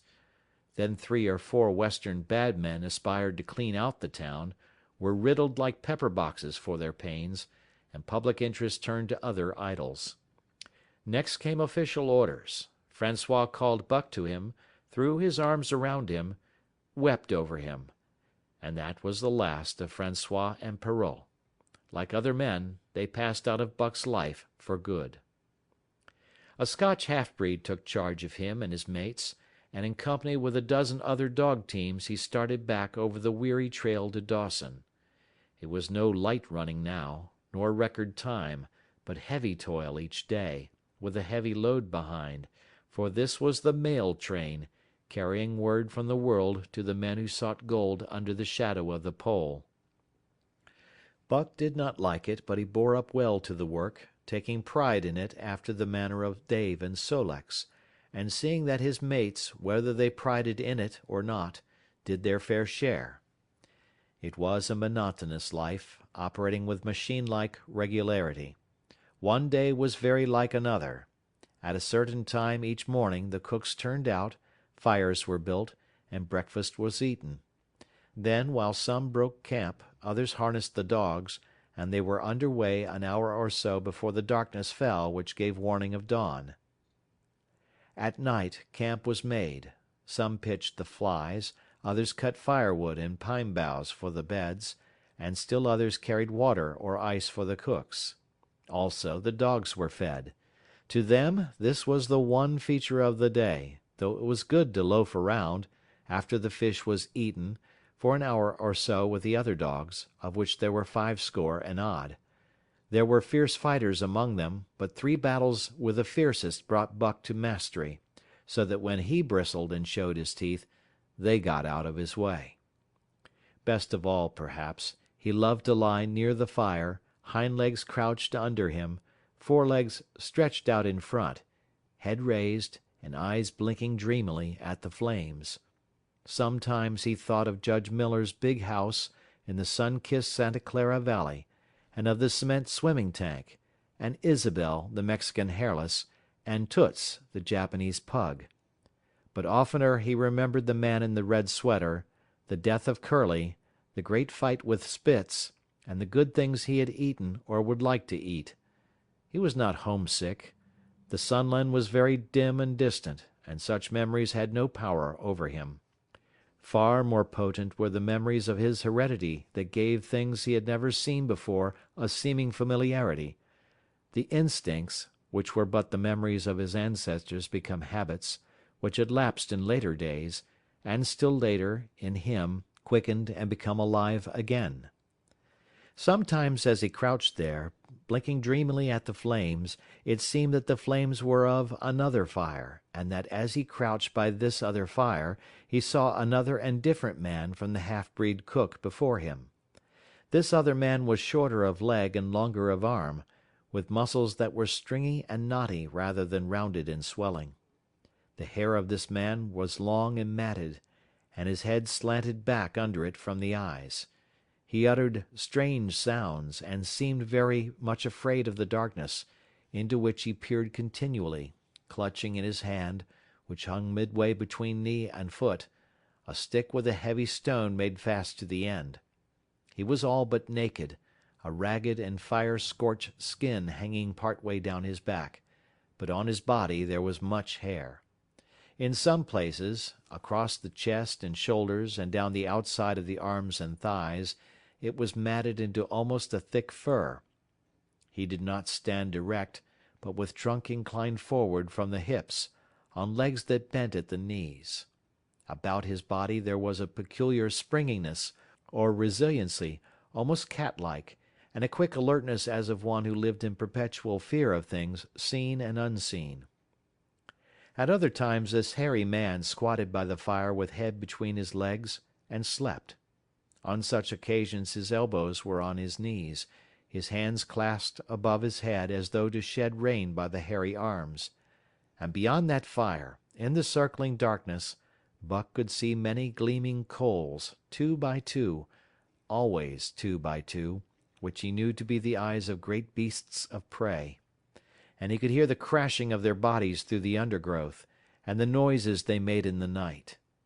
And dreaming there by the Yukon bank, with lazy eyes blinking at the fire, these sounds and sights of another world would make the hair to rise along his back and stand on end across his shoulders and up his neck, till he whimpered low and suppressedly, or growled softly, and the half-breed cook shouted at him, "Hey, you Buck, wake up!" Whereupon the other world would vanish, and the real world come into his eyes, and he would get up and yawn and stretch as though he had been asleep. It was a hard trip, with the mail behind them, and the heavy work wore them down. They were short of weight and in poor condition when they made Dawson, and should have had a 10 days' or a week's rest at least. But in 2 days' time they dropped down the Yukon bank from the barracks, loaded with letters for the outside. The dogs were tired, the drivers grumbling, and to make matters worse, it snowed every day. This meant a soft trail, greater friction on the runners, and heavier pulling for the dogs. Yet the drivers were fair through it all, and did their best for the animals. Each night the dogs were attended to first. They ate before the drivers ate, and no man sought his sleeping robe till he had seen to the feet of the dogs he drove. Still, their strength went down.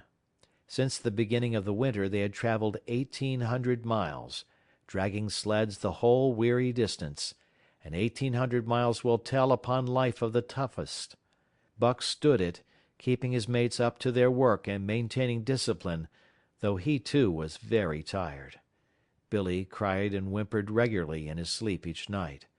Joe was sourer than ever, and Sol-leks was unapproachable, blind side or other side. But it was Dave who suffered most of all. Something had gone wrong with him. He became more morose and irritable, and when camp was pitched at once made his nest, where his driver fed him. Once out of the harness and down, he did not get on his feet again till harness-up time in the morning. Sometimes, in the traces, when jerked by a sudden stoppage of the sled, or by straining to start it, he would cry out with pain. The driver examined him, but could find nothing. All the drivers became interested in his case. They talked it over at meal-time, and over their last pipes before going to bed, and one night they held a consultation. He was brought from his nest to the fire, and was pressed and prodded till he cried out many times. Something was wrong inside, but they could locate no broken bones, could not make it out. By the time Cassiar Bar was reached, he was so weak that he was falling repeatedly in the traces. The Scotch half-breed called a halt and took him out of the team, making the next dog, Sol-leks, fast to the sled. His intention was to rest Dave, letting him run free behind the sled. Sick as he was, Dave resented being taken out, grunting and growling while the traces were unfastened, and whimpering broken-heartedly when he saw Sol-leks in the position he had held and served so long. For the pride of trace and trail was his, and, sick unto death, he could not bear that another dog should do his work. When the sled started, he floundered in the soft snow alongside the beaten trail, attacking Sol-leks with his teeth, rushing against him and trying to thrust him off into the soft snow on the other side, striving to leap inside his traces and get between him and the sled, and all the while whining and yelping and crying with grief and pain. The half-breed tried to drive him away with a whip, but he paid no heed to the stinging lash, and the man had not the heart to strike harder. Dave refused to run quietly on the trail behind the sled, where the going was easy, but continued to flounder alongside in the soft snow, where the going was most difficult, till exhausted. Then he fell, and lay where he fell, howling lugubriously as the long train of sleds churned by. With the last remnant of his strength he managed to stagger along behind till the train made another stop, when he floundered past the sleds to his own, where he stood alongside Sol-leks. His driver lingered a moment to get a light for his pipe from the man behind. Then he returned and started his dogs. They swung out on the trail with remarkable lack of exertion, turned their heads uneasily, and stopped in surprise. The driver was surprised too. The sled had not moved. He called his comrades to witness the sight. Dave had bitten through both of Solek's traces and was standing directly in front of the sled in his proper place. He pleaded with his eyes to remain there. The driver was perplexed. His comrades talked of how a dog could break its heart through being denied the work that killed it, and recalled instances they had known, where dogs, too old for the toil, or injured, had died because they were cut out of the traces. Also, they held it a mercy, since Dave was to die anyway, that he should die in the traces, heart easy and content. So he was harnessed in again, and proudly he pulled as of old, though more than once he cried out involuntarily from the bite of his inward hurt. Several times he fell down and was dragged in the traces, and once the sled ran upon him so that he limped thereafter in one of his hind legs. But he held out till camp was reached, when his driver made a place for him by the fire. Morning found him too weak to travel. At harness-up time he tried to crawl to his driver. By convulsive efforts he got on his feet, staggered, and fell. Then he wormed his way forward slowly toward where the harnesses were being put on his mates. He would advance his forelegs and drag up his body with a sort of hitching movement, when he would advance his forelegs and hitch ahead again for a few more inches. His strength left him, and the last his mates saw of him, he lay gasping in the snow and yearning toward them. But they could hear him mournfully howling till they had passed out of sight behind a belt of river timber. Here the train was halted. The Scotch half-breed slowly retraced his steps to the camp they had left. The men ceased talking. A revolver shot rang out. The men came back hurriedly. The whips snapped, the bells tinkled merrily, the sleds churned along the trail. But Buck knew, and every dog knew, what had taken place behind the belt of river trees. Chapter 5. The Toil of Trace and Trail. 30 days from the time it left Dawson, the saltwater mail, with Buck and his mates at the fore, arrived at Skagway. They were in a wretched state, worn out and worn down. Buck's 140 pounds had dwindled to 115. The rest of his mates, though lighter dogs, had relatively lost more weight than he.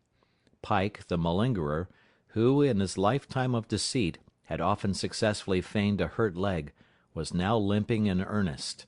Sol-leks was limping, and Dub was suffering from a wrenched shoulder blade. They were all terribly footsore. No spring or rebound was left in them. Their feet fell heavily on the trail, jarring their bodies and doubling the fatigue of a day's travel. There was nothing the matter with them except that they were dead tired. It was not the dead tiredness that comes through brief and excessive effort, from which recovery is a matter of hours, but it was the dead tiredness that comes through the slow and prolonged strength drainage of months of toil. There was no power of recuperation left, no reserve strength to call upon. It had all been used, the last least bit of it. Every muscle, every fiber, every cell was tired, dead tired. And there was reason for it. In less than 5 months they had traveled 2,500 miles, during the last 1,800 of which they had but 5 days' rest. When they arrived at Skagway they were apparently on their last legs. They could barely keep the traces taut, and on the downgrades just managed to keep out of the way of the sled. "Mush on, poor sore feets," the driver encouraged them as they tottered down the main street of Skagway. "Dis is de las'. Den we get one long rest, eh? For sure. One bully long rest." The drivers confidently expected a long stopover.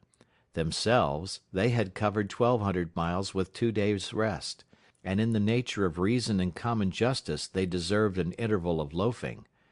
But so many were the men who had rushed into the Klondike, and so many were the sweethearts, wives, and kin that had not rushed in, that the congested mail was taking on Alpine proportions.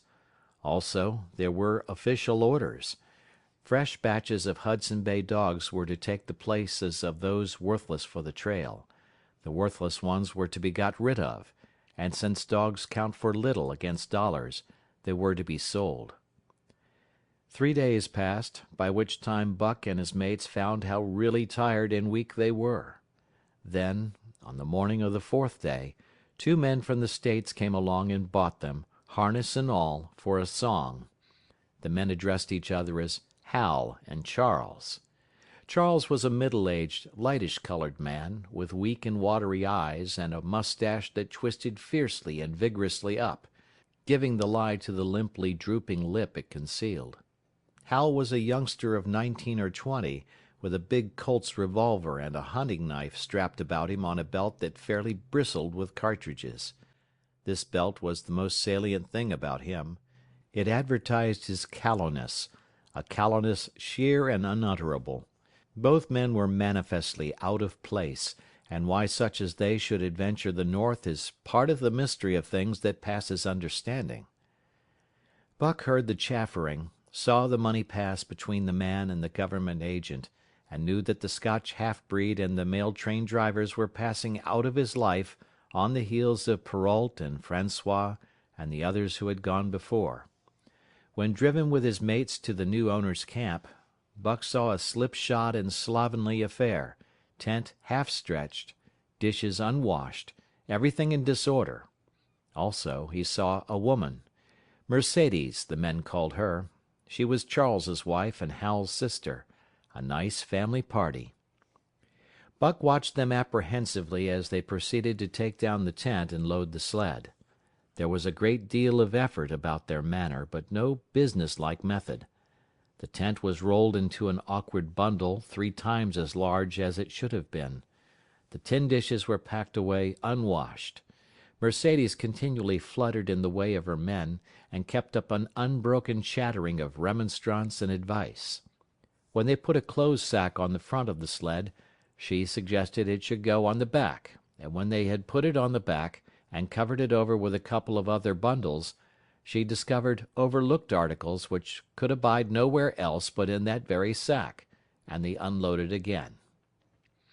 3 men from a neighboring tent came out and looked on, grinning and winking at one another.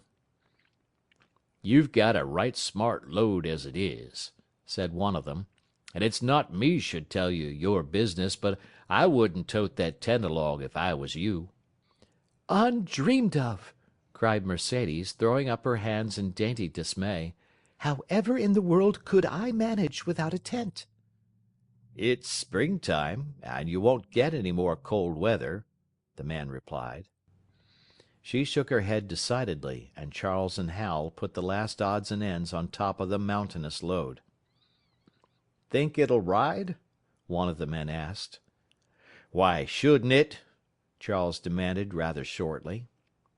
"Oh, that's all right, that's all right," the man hastened meekly to say. "I was just a-wondering, that is all. It seemed a mite top-heavy." Charles turned his back and drew the lashings down as well as he could, which was not in the least well. "And of course the dogs can hike along all day with that contraption behind them," affirmed a second of the men. "Certainly," said Hal, with freezing politeness, taking hold of the gee-pole with one hand and swinging his whip from the other. "Mush!" he shouted. "Mush on there!" The dogs sprang against the breastbands, strained hard for a few moments, then relaxed. They were unable to move the sled. "The lazy brutes! I'll show them!" he cried, preparing to lash out at them with the whip. But Mercedes interfered, crying, "Oh, Hal, you mustn't!" as she caught hold of the whip and wrenched it from him. "The poor dears! Now you must promise you won't be harsh with them for the rest of the trip, or I won't go a step." "Precious lot you know about dogs," her brother sneered. "And I wish you'd leave me alone. They're lazy, I tell you, and you've got to whip them to get anything out of them. That's their way. You ask anyone. Ask one of those men." Mercedes looked at them imploringly, untold repugnance at sight of pain written in her pretty face.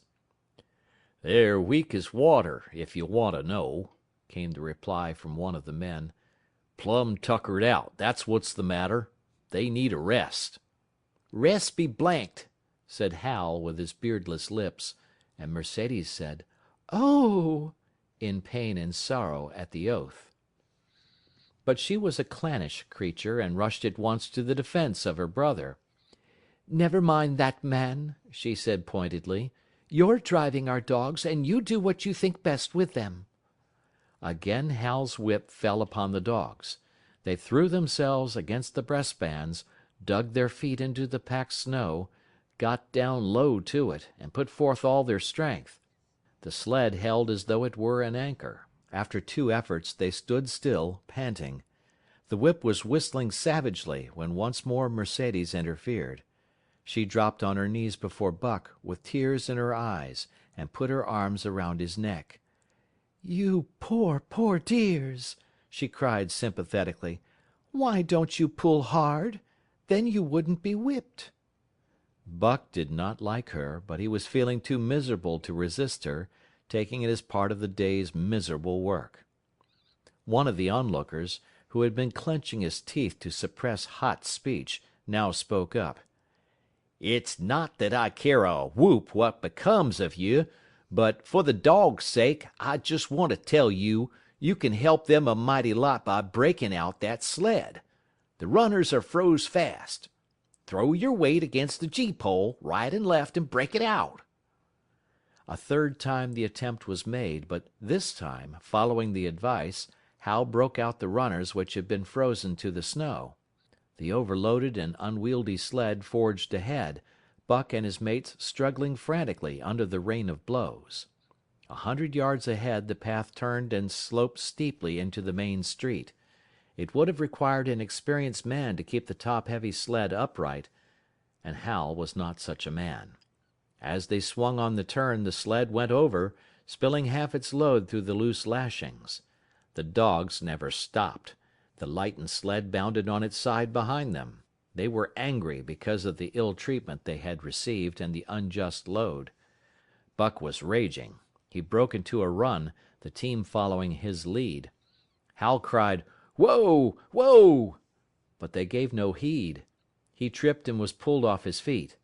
The capsized sled ground over him, and the dogs dashed on up the street, adding to the gaiety of Skagway as they scattered the remainder of the outfit along its chief thoroughfare. Kind-hearted citizens caught the dogs and gathered up the scattered belongings. Also, they gave advice. Half the load and twice the dogs, if they ever expected to reach Dawson, was what was said. Hal and his sister and brother-in-law listened unwillingly, pitched tent, and overhauled the outfit. Canned goods were turned out that made men laugh, for canned goods on the long trail is a thing to dream about. "Blankets for a hotel," quoth one of the men who laughed and helped. "Half as many is too much. Get rid of them. Throw away that tent. And all those dishes. Who's going to wash them anyway? Good Lord, do you think you're traveling on a Pullman?" And so it went, the inexorable elimination of the superfluous. Mercedes cried when her clothes bags were dumped on the ground and article after article was thrown out. She cried in general, and she cried in particular over each discarded thing. She clasped hands about knees, rocking back and forth broken-heartedly. She averred she would not go an inch, not for a dozen Charleses. She appealed to everybody and to everything, finally wiping her eyes and proceeding to cast out even articles of apparel that were imperative necessaries. And in her zeal, when she had finished with her own, she attacked the belongings of her men and went through them like a tornado. This accomplished, the outfit, though cut in half, was still a formidable bulk. Charles and Hal went out in the evening and bought 6 outside dogs. These, added to the 6 of the original team, and Teek and Kuna, the huskies obtained at the Rink Rapids on the record trip, brought the team up to 14. But the outside dogs, though practically broken in since their landing, did not amount to much. 3 were short-haired pointers, One was a Newfoundland, and the other two were mongrels of indeterminate breed. They did not seem to know anything, these newcomers. Buck and his comrades looked upon them with disgust, and though he speedily taught them their places and what not to do, he could not teach them what to do. They did not take kindly to trace and trail. With the exception of the two mongrels, they were bewildered and spirit broken by the strange, savage environment in which they found themselves and by the ill treatment they had received. The two mongrels were without spirit at all. Bones were the only things breakable about them. With the newcomers hopeless and forlorn, and the old team worn out by 2,500 miles of continuous trail, the outlook was anything but bright. The two men, however, were quite cheerful, and they were proud, too. They were doing the thing in style, with 14 dogs. They had seen other sleds depart over the pass for Dawson, or come in from Dawson, but never had they seen a sled with so many as 14 dogs. In the nature of Arctic travel, there was a reason why 14 dogs should not drag one sled, and that was that one sled could not carry the food for 14 dogs. But Charles and Hal did not know this. They had worked the trip out with a pencil, so much to a dog, so many dogs, so many days, QED. Mercedes looked over their shoulders and nodded comprehensively. It was all so very simple. Late next morning, Buck led the long team up the street. There was nothing lively about it, no snap or go in him and his fellows. They were starting dead weary. 4 times he had covered the distance between Saltwater and Dawson, and the knowledge that, jaded and tired, he was facing the same trail once more, made him bitter. His heart was not in the work, nor was the heart of any dog. The outsides were timid and frightened, the insides without confidence in their masters. Buck felt vaguely that there was no depending upon these two men and the woman. They did not know how to do anything, and as the days went by it became apparent that they could not learn. They were slack in all things, without order or discipline. It took them half the night to pitch a slovenly camp, and half the morning to break that camp and get the sled loaded in fashion so slovenly that for the rest of the day they were occupied in stopping and rearranging the load. Some days they did not make 10 miles. On other days they were unable to get started at all. And on no day did they succeed in making more than half the distance used by the men as a basis in their dog food computation. It was inevitable that they should go short on dog food. But they hastened it by overfeeding, bringing the day nearer when underfeeding would commence. The outside dogs, whose digestions had not been trained by chronic famine to make the most of little, had voracious appetites. And when, in addition to this, the worn-out huskies pulled weakly, Hal decided that the orthodox ration was too small. He doubled it, and to cap it all, when Mercedes, with tears in her pretty eyes and a quaver in her throat, could not cajole him into giving the dogs still more, she stole from the fish sacks and fed them slyly. But it was not food that Buck and the huskies needed, but rest. And though they were making poor time, the heavy load they dragged sapped their strength severely. Then came the underfeeding. Hal awoke one day to the fact that his dog food was half gone and the distance only quarter covered. Further, that for love or money no additional dog food was to be obtained. So he cut down even the orthodox ration and tried to increase the day's travel. His sister and brother-in-law seconded him, but they were frustrated by their heavy outfit and their own incompetence. It was a simple matter to give the dogs less food, but it was impossible to make the dogs travel faster, while their own inability to get under way earlier in the morning prevented them from traveling longer hours. Not only did they not know how to work dogs, but they did not know how to work themselves. The first to go was Dub. Poor blundering thief that he was, always getting caught and punished, he had none the less been a faithful worker. His wrenched shoulder blade, untreated and unrested, went from bad to worse, till finally Hal shot him with the big Colt's revolver. It is a saying of the country that an outside dog starves to death on the ration of the husky, so the 6 outside dogs under Buck could do no less than die on half the ration of the husky. The Newfoundland went first, followed by the 3 short-haired pointers, the 2 mongrels hanging more grittily on to life, but going in the end. By this time all the amenities and gentlenesses of the Southland had fallen away from the 3 people. Shorn of its glamour and romance, Arctic travel became to them a reality too harsh for their manhood and womanhood. Mercedes ceased weeping over the dogs, being too occupied with weeping over herself and with quarreling with her husband and brother. To quarrel was the one thing they were never too weary to do. Their irritability arose out of their misery, increased with it, doubled upon it, outdistanced it. The wonderful patience of the trail which comes to men who toil hard and suffer sore, and remain sweet of speech and kindly, did not come to these 2 men and the woman. They had no inkling of such a patience.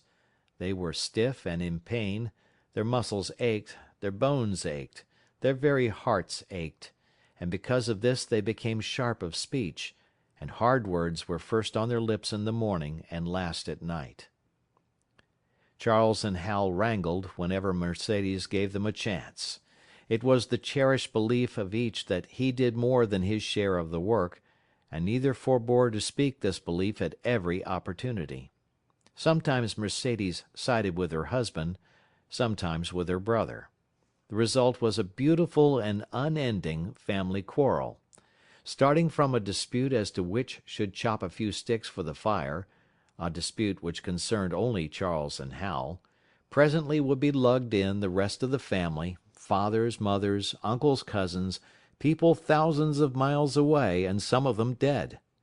That Hal's views on art, or the sort of society plays his mother's brother wrote, should have anything to do with the chopping of a few sticks of firewood, passes comprehension.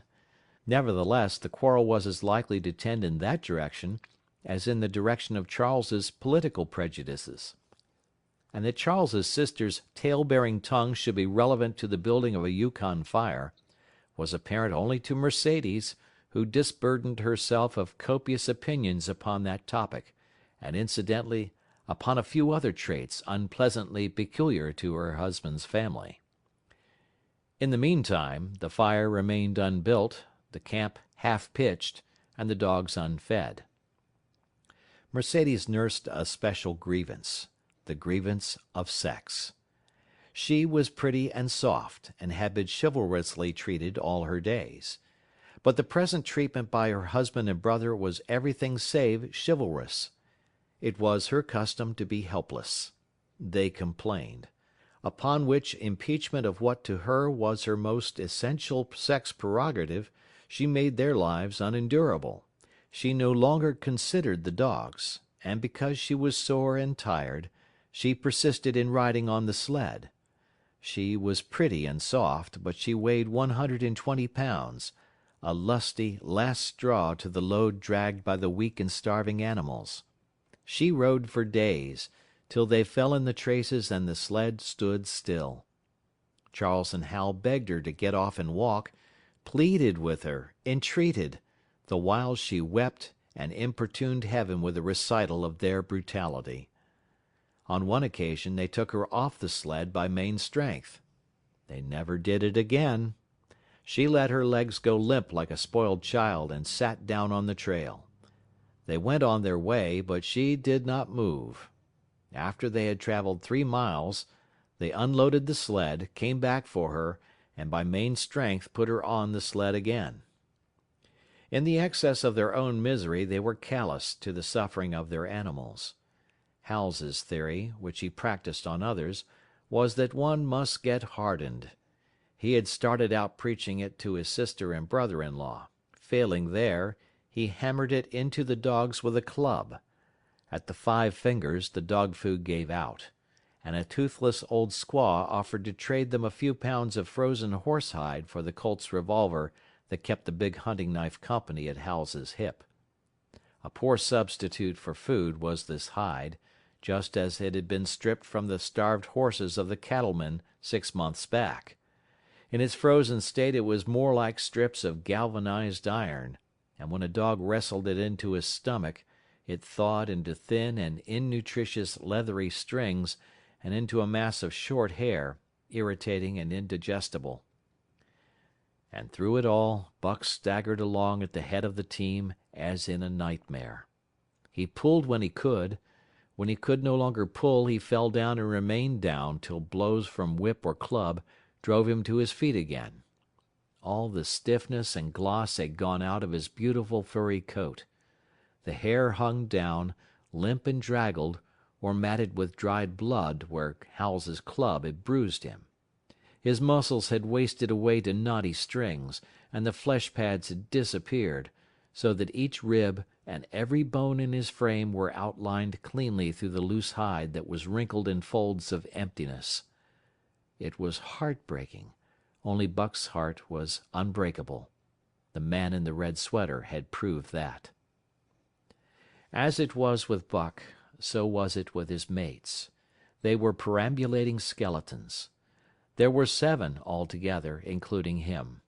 In their very great misery they had become insensible to the bite of the lash or the bruise of the club. The pain of the beating was dull and distant, just as the things their eyes saw and their ears heard seemed dull and distant. They were not half living, or quarter living. They were simply so many bags of bones in which sparks of life fluttered faintly. When a halt was made, they dropped down in the traces like dead dogs, and the spark dimmed and paled and seemed to go out. And when the club or whip fell upon them, the spark fluttered feebly up, and they tottered to their feet and staggered on. There came a day when Billy, the good-natured, fell and could not rise. Hal had traded off his revolver, so he took the axe and knocked Billy on the head as he lay in the traces, then cut the carcass out of the harness and dragged it to one side. Buck saw, and his mates saw, and they knew that this thing was very close to them. On the next day, Kuno went, and but 5 of them remained. Joe, too far gone to be malignant; Pike, crippled and limping, only half conscious and not conscious enough longer to malinger; Sol-leks, the one-eyed, still faithful to the toil of trace and trail, and mournful in that he had so little strength with which to pull; Teek, who had not traveled so far that winter, and who was now beaten more than the others because he was fresher; and Buck, still at the head of the team, but no longer enforcing discipline or striving to enforce it, blind with weakness half the time, and keeping the trail by the loom of it and by the dim feel of his feet. It was beautiful spring weather, but neither dogs nor humans were aware of it. Each day the sun rose earlier and set later. It was dawn by 3 in the morning, and twilight lingered till 9 at night. The whole long day was a blaze of sunshine. The ghostly winter silence had given way to the great spring murmur of awakening life. This murmur arose from all the land, fraught with the joy of living. It came from the things that lived and moved again, things which had been as dead, and which had not moved during the long months of frost. The sap was rising in the pines. The willows and aspens were bursting out in young buds. Shrubs and vines were putting on fresh garbs of green. Crickets sang in the nights, and in the days all manner of creeping, crawling things rustled forth into the sun. Partridges and woodpeckers were booming and knocking in the forest. Squirrels were chattering, birds singing, and overhead honked the wildfowl driving up from the south in cunning wedges that split the air. From every hill slope came the trickle of running water, the music of unseen fountains. All things were thawing, bending, snapping. The Yukon was straining to break loose the ice that bound it down.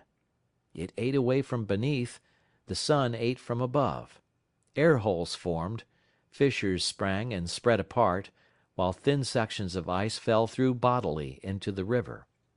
And amid all this bursting, rending, throbbing of awakening life, under the blazing sun and through the soft sighing breezes, Like wayfarers to death, staggered the two men, the woman, and the huskies. With the dogs falling, Mercedes weeping and riding, Hal swearing innocuously, and Charles's eyes wistfully watering, they staggered into John Thornton's camp at the mouth of White River. When they halted, the dogs dropped down as though they had all been struck dead. Mercedes dried her eyes and looked at John Thornton. Charles sat down on a log to rest. He sat down very slowly and painstakingly, what of his great stiffness. Hal did the talking. John Thornton was whittling the last touches on an axe handle he had made from a stick of birch. He whittled and listened, gave monosyllabic replies, and when it was asked, terse advice. He knew the breed, and he gave his advice in the certainty that it would not be followed. "They told us up above that the bottom was dropping out of the trail and that the best thing for us to do was to lay over," Hal said in response to Thornton's warning to take no more chances on the rotten ice. "They told us we couldn't make White River, and here we are," this last with a sneering ring of triumph in it. "And they told you true," John Thornton answered. "The bottom's likely to drop out at any moment. Only fools, with the blind luck of fools, could have made it. I tell you straight, I wouldn't risk my carcass on that ice for all the gold in Alaska."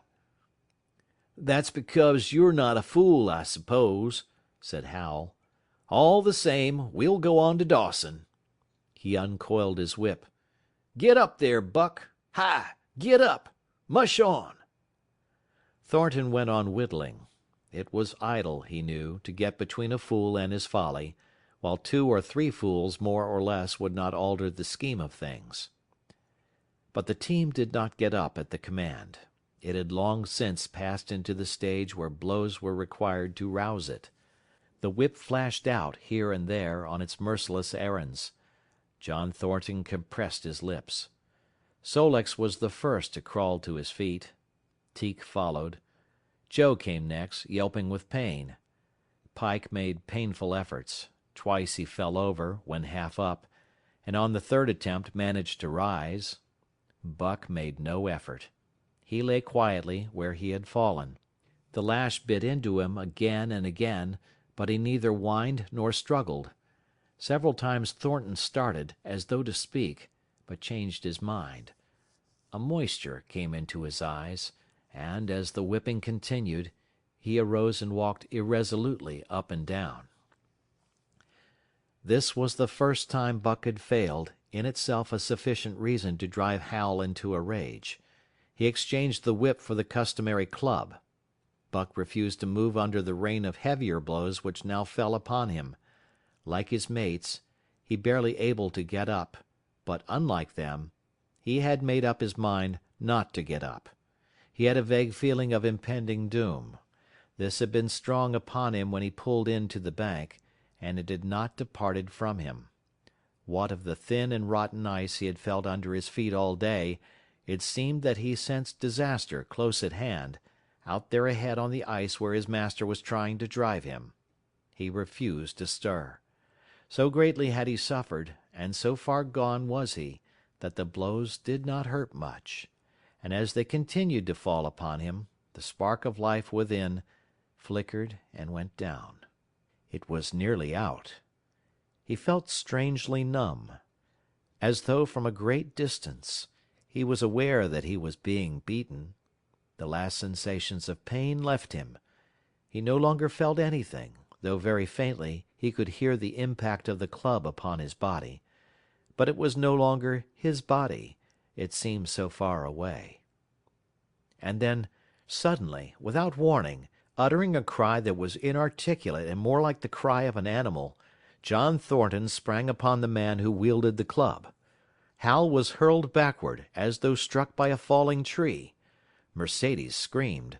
Charles looked on wistfully, wiped his watery eyes, but did not get up because of his stiffness. John Thornton stood over Buck, struggling to control himself, too convulsed with rage to speak.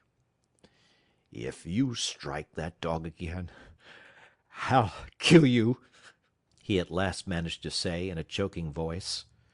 "It's my dog," Hal replied, wiping the blood from his mouth as he came back. "Get out of my way or I'll fix you. I'm going to Dawson."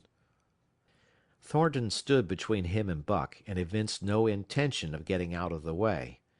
Hal drew his long hunting knife. Mercedes screamed, cried, laughed, and manifested the chaotic abandonment of hysteria. Thornton rapped Hal's knuckles with the axe handle, knocking the knife to the ground.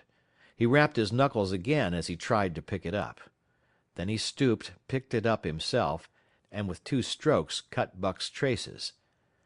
Hal had no fight left in him.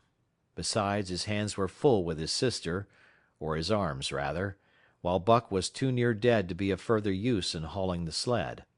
A few minutes later they pulled out from the bank and down the river. Buck heard them go and raised his head to see.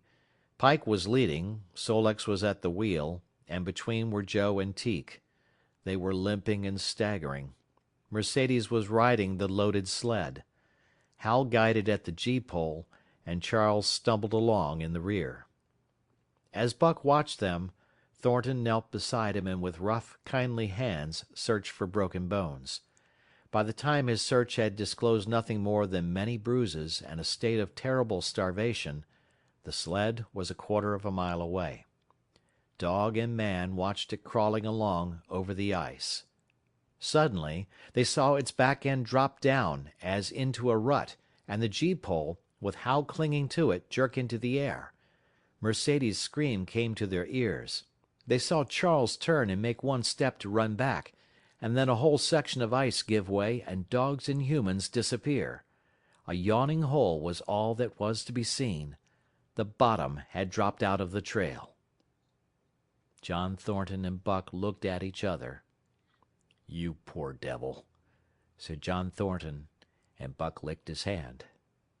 Chapter 6. For the Love of a Man. When John Thornton froze his feet in the previous December, his partners had made him comfortable and left him to get well, going on themselves up the river to get out a raft of saw logs for Dawson. He was still limping slightly at the time he rescued Buck, but with the continued warm weather even the slight limp left him. And here, lying by the river bank through the long spring days, watching the running water, listening lazily to the songs of birds and the hum of nature, Buck slowly won back his strength. A rest comes very good after one has traveled 3,000 miles, and it must be confessed that Buck waxed lazy as his wounds healed, his muscles swelled out, and the flesh came back to cover his bones. For that matter, they were all loafing, Buck, John Thornton, and Skeet and Nig, waiting for the raft to come that was to carry them down to Dawson. Skeet was a little Irish setter who early made friends with Buck, who, in a dying condition, was unable to resent her first advances. She had the doctor trait which some dogs possess, and as a mother cat washes her kittens, so she washed and cleansed Buck's wounds. Regularly, each morning after he had finished his breakfast, she performed her self-appointed task, till he came to look for her ministrations as much as he did for Thornton's. Nig, equally friendly, though less demonstrative, was a huge black dog, half bloodhound and half deerhound, with eyes that laughed and a boundless good nature. To Buck's surprise, these dogs manifested no jealousy toward him. They seemed to share the kindliness and largeness of John Thornton. As Buck grew stronger, they enticed him into all sorts of ridiculous games, in which Thornton himself could not forbear to join, and in this fashion Buck romped through his convalescence and into a new existence. Love, genuine, passionate love, was his for the first time. This he had never experienced at Judge Miller's down in the sun-kissed Santa Clara Valley. With the Judge's sons, hunting and tramping, it had been a working partnership. With the Judge's grandsons, a sort of pompous guardianship.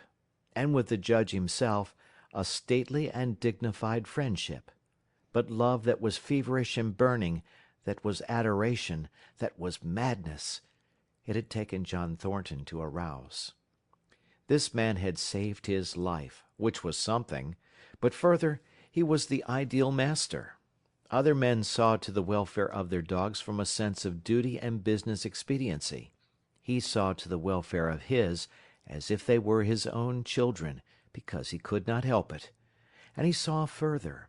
He never forgot a kindly greeting or a cheering word, and to sit down for a long talk with them, gas, he called it, was as much his delight as theirs.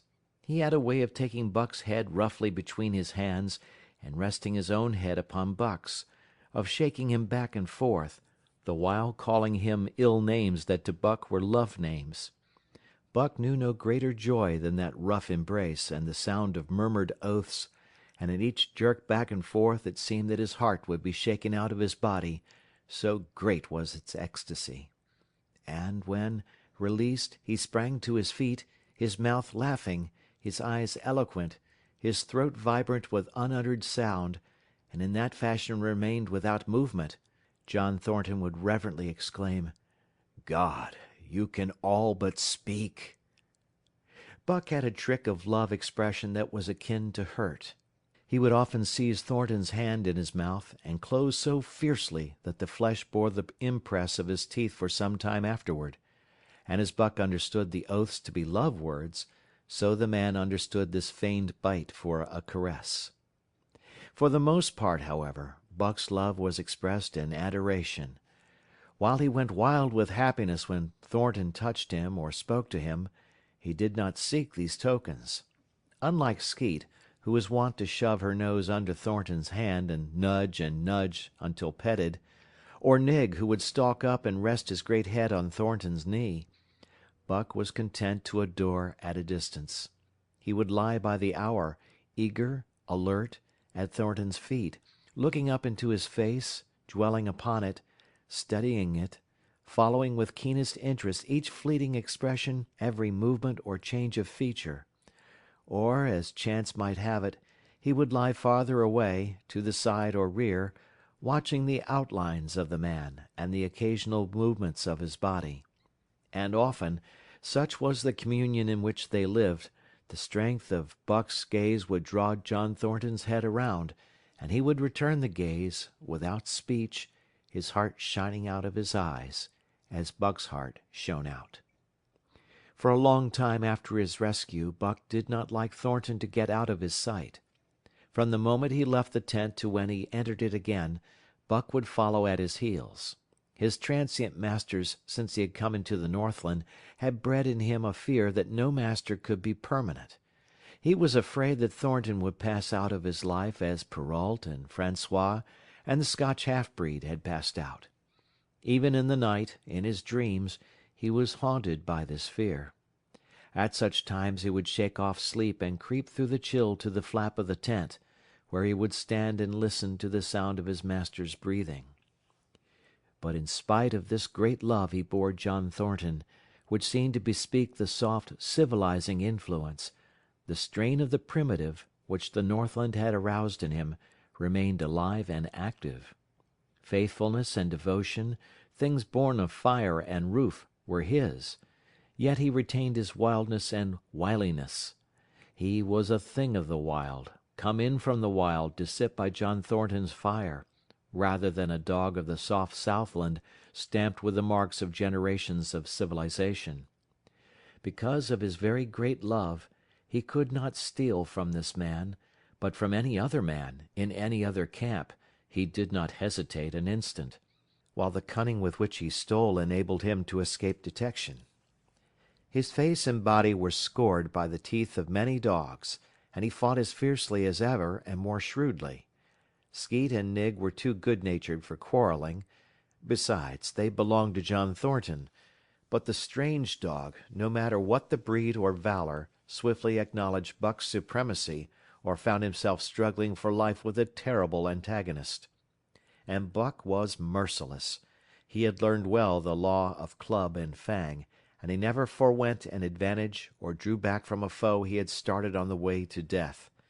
He had lessoned from Spitz, and from the chief fighting dogs of the police and mail, and knew there was no middle course. He must master or be mastered, while to show mercy was a weakness. Mercy did not exist in the primordial life. It was misunderstood for fear, and such misunderstandings made for death. Kill or be killed, eat or be eaten, was the law, and this mandate, down out of the depths of time, he obeyed. He was older than the days he had seen and the breaths he had drawn. He linked the past with the present, and the eternity behind him throbbed through him in a mighty rhythm to which he swayed as the tides and seasons swayed.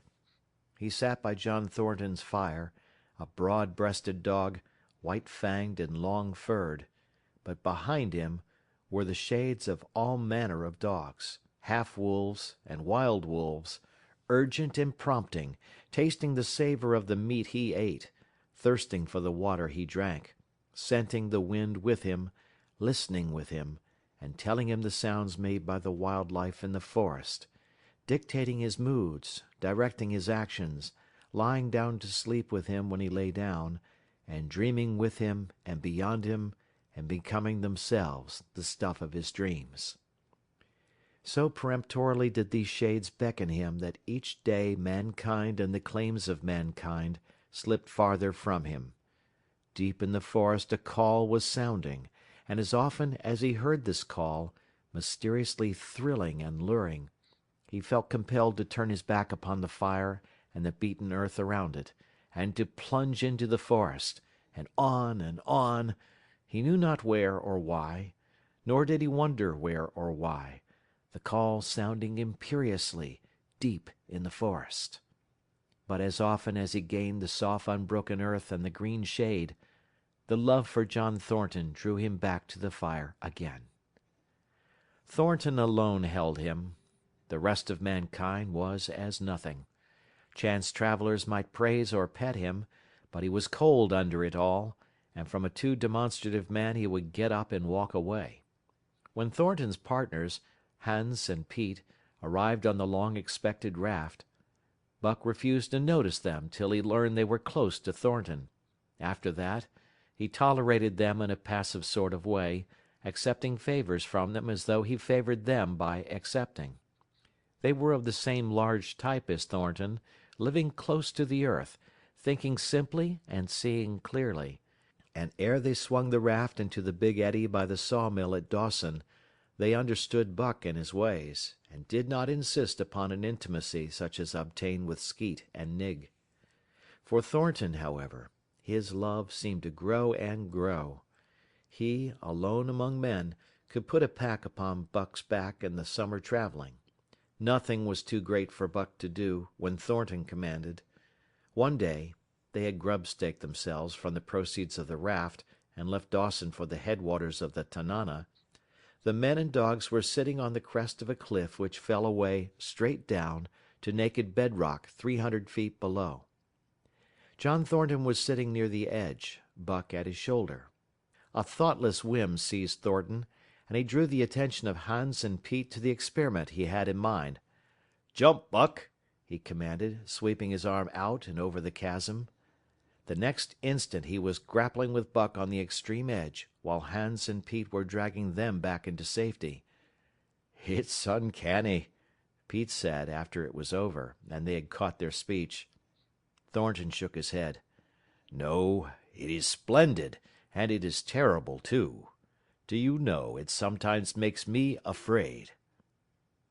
"I'm not hankering to be the man that lays hands on you while he's around," Pete announced conclusively, nodding his head toward Buck. "By jingo!" was Hans's contribution. "Not mineself, either." It was at Circle City, ere the year was out, that Pete's apprehensions were realized.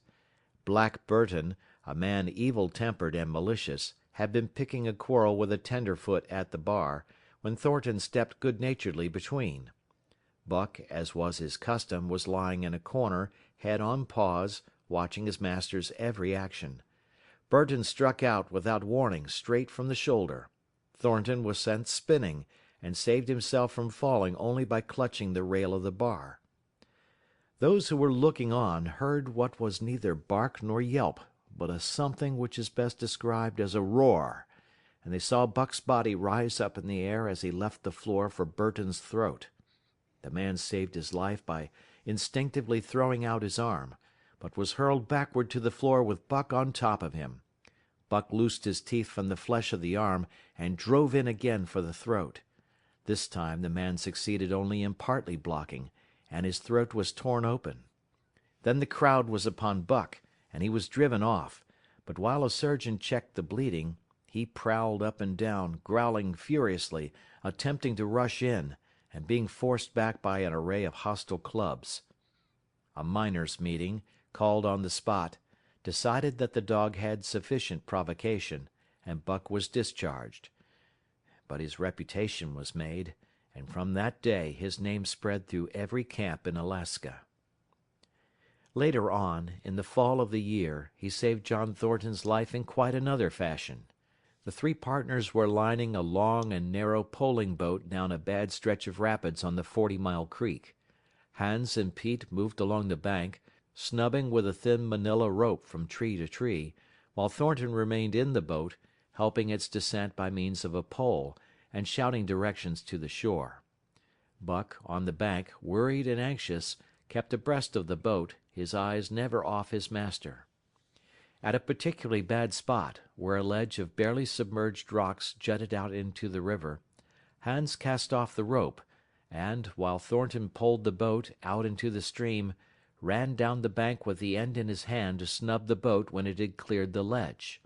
This it did, and was flying downstream in a current as swift as a mill race, when Hans checked it with the rope and checked too suddenly. The boat flirted over and snubbed into the bank bottom up, while Thornton, flung sheer out of it, was carried downstream toward the worst part of the rapids, a stretch of wild water in which no swimmer could live. Buck had sprung in on the instant, and at the end of 300 yards, amid a mad swirl of water, he overhauled Thornton. When he felt him grasp his tail, Buck headed for the bank, swimming with all his splendid strength. But the progress shoreward was slow, the progress downstream amazingly rapid. From below came the fatal roaring where the wild current went wilder and was rent in shreds and spray by the rocks which thrust through like the teeth of an enormous comb. The suck of the water as it took the beginning of the last steep pitch was frightful, and Thornton knew that the shore was impossible.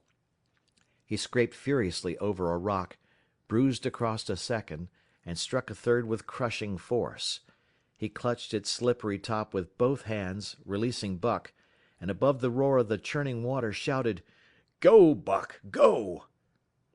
Buck could not hold his own, and swept on downstream, struggling desperately, but unable to win back.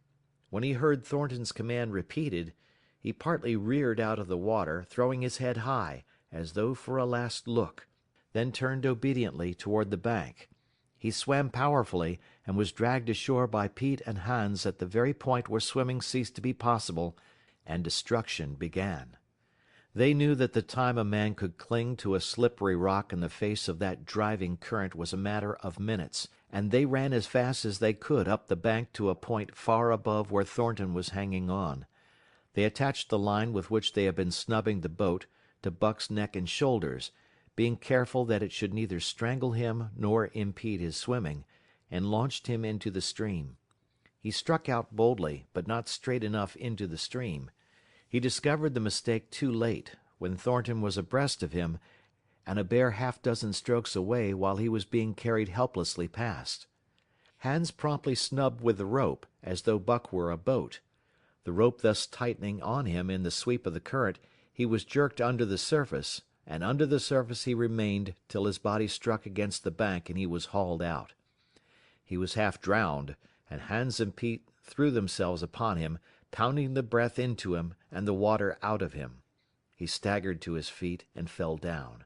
The faint sound of Thornton's voice came to them, and though they could not make out the words of it, they knew that he was in his extremity. His master's voice acted on Buck like an electric shock. He sprang to his feet and ran up the bank ahead of the men to the point of his previous departure. Again the rope was attached and he was launched, and again he struck out, but this time straight into the stream. He had miscalculated once, but he would not be guilty of it a second time. Hans paid out the rope, permitting no slack, while Pete kept it clear of coils. Buck held on till he was on a line straight above Thornton. Then he turned, and with the speed of an express train headed down upon him.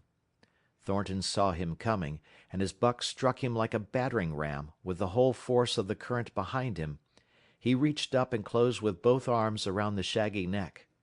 Hans snubbed the rope around the tree, and Buck and Thornton were jerked under the water.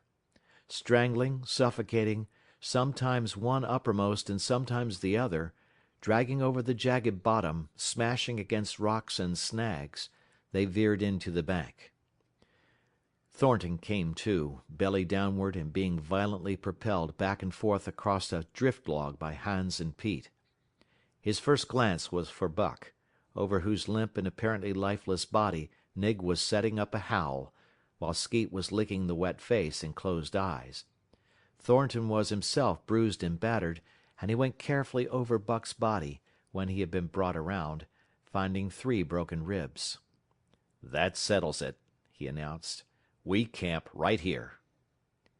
And camp they did, till Buck's ribs knitted and he was able to travel. That winter, at Dawson, Buck performed another exploit, not so heroic perhaps, but one that put his name many notches higher on the totem pole of Alaskan fame. This exploit was particularly gratifying to the 3 men, for they stood in need of the outfit which it furnished, and was enabled to make a long-desired trip into the virgin East, where miners had not yet appeared. It was brought about by a conversation in the El Dorado saloon, in which men waxed boastful of their favorite dogs. Buck, because of his record, was the target for these men, and Thornton was driven stoutly to defend him. At the end of half an hour one man stated that his dog could start a sled with 500 pounds and walk off with it. A second bragged 600 for his dog, and a third 700. "Pooh, pooh," said John Thornton. "Buck can start 1,000 pounds." "And break it out? And walk off with it for 100 yards?" demanded Matthewson, a bonanza king, he of the 700 vaunt. "And break it out, and walk off with it for 100 yards," John Thornton said coolly. "Well," Matthewson said, slowly and deliberately, so that all could hear, "I've got $1,000 that says he can't, and there it is." So saying, he slammed a sack of gold dust of the size of a Bologna sausage down upon the bar. Nobody spoke. Thornton's bluff, if bluff it was, had been called. He could feel a flush of warm blood creeping up his face. His tongue had tricked him. He did not know whether Buck could start 1,000 pounds. Half a ton! The enormousness of it appalled him. He had great faith in Buck's strength, and had often thought him capable of starting such a load. But never, as now, had he faced the possibility of it, the eyes of a dozen men fixed upon him, silent and waiting. Further, he had no $1,000, nor had Hans or Pete. "I've got a sled standing outside now, with 20 50-pound sacks of flour on it," Matthewson went on with brutal directness, "so don't let that hinder you."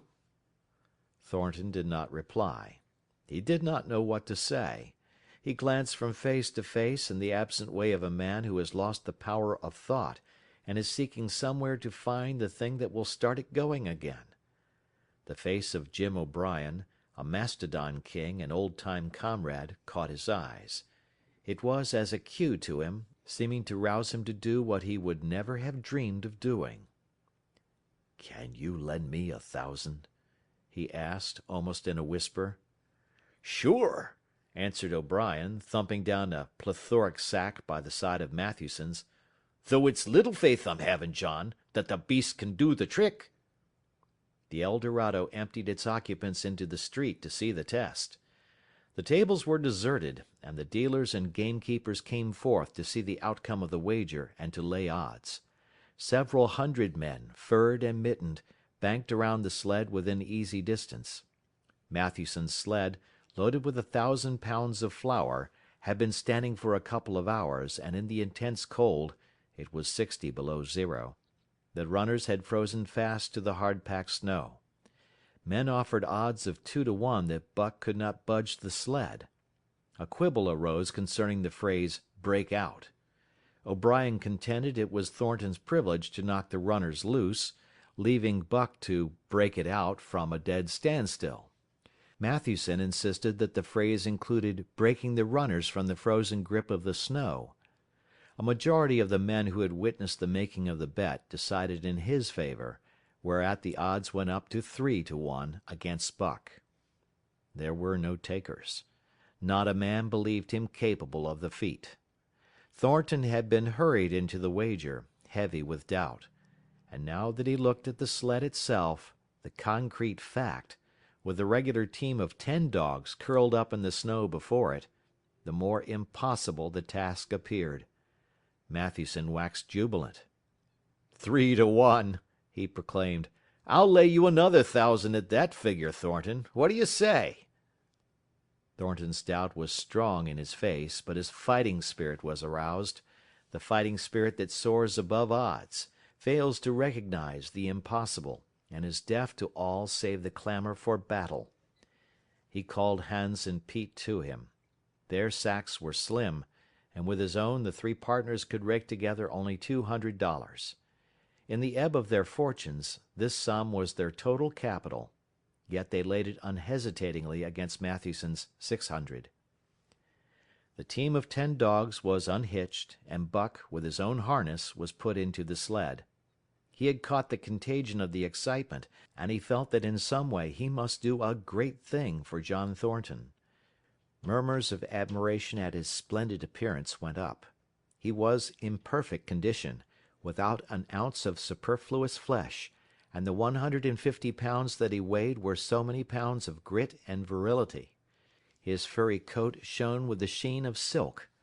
Down the neck and across the shoulders, his mane, in repose as it was, half bristled and seemed to lift with every movement, as though excess of vigor made every particular hair alive and active.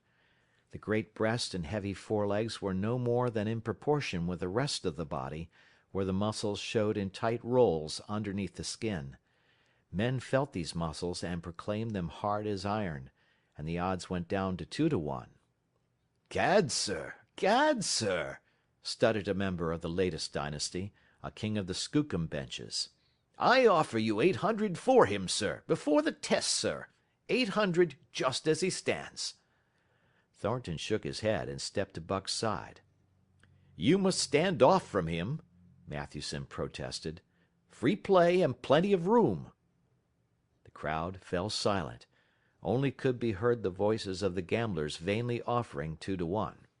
Everybody acknowledged Buck a magnificent animal, but 20 50-pound sacks of flour bulked too large in their eyes for them to loosen their pouch strings. Thornton knelt down by Buck's side. He took his head in his 2 hands and rested cheek on cheek. He did not playfully shake him, as was his wont, or murmur soft love curses, but he whispered in his ear. As you love me, Buck, as you love me, was what he whispered. Buck whined with suppressed eagerness.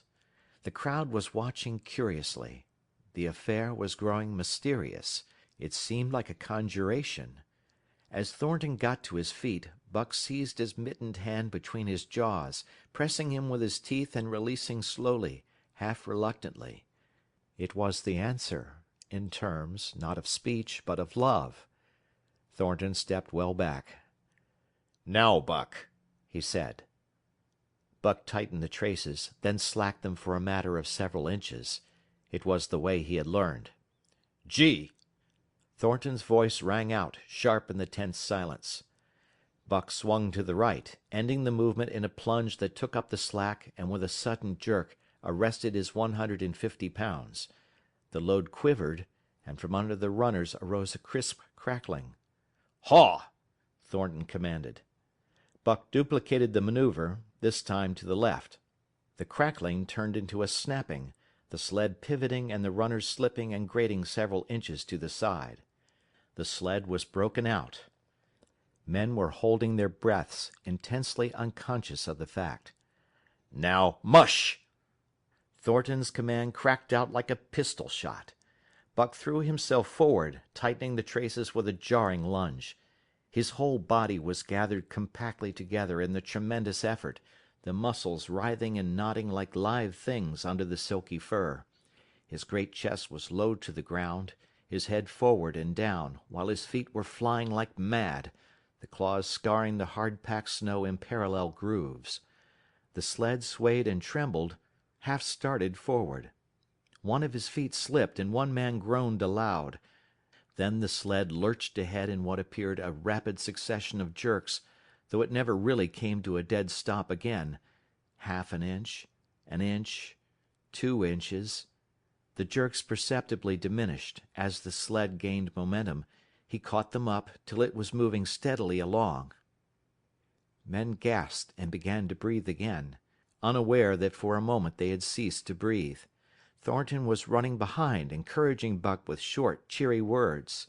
The distance had been measured off, and as he neared the pile of firewood which marked the end of the 100 yards, a cheer began to grow and grow, which burst into a roar as he passed the firewood and halted at command. Every man was tearing himself loose, even Matthewson. Hats and mittens were flying in the air. Men were shaking hands, it did not matter with whom, and bubbling over in a general incoherent babble. But Thornton fell on his knees beside Buck. Head was against head, and he was shaking him back and forth. Those who hurried up heard him cursing Buck, and he cursed him long and fervently, and softly and lovingly.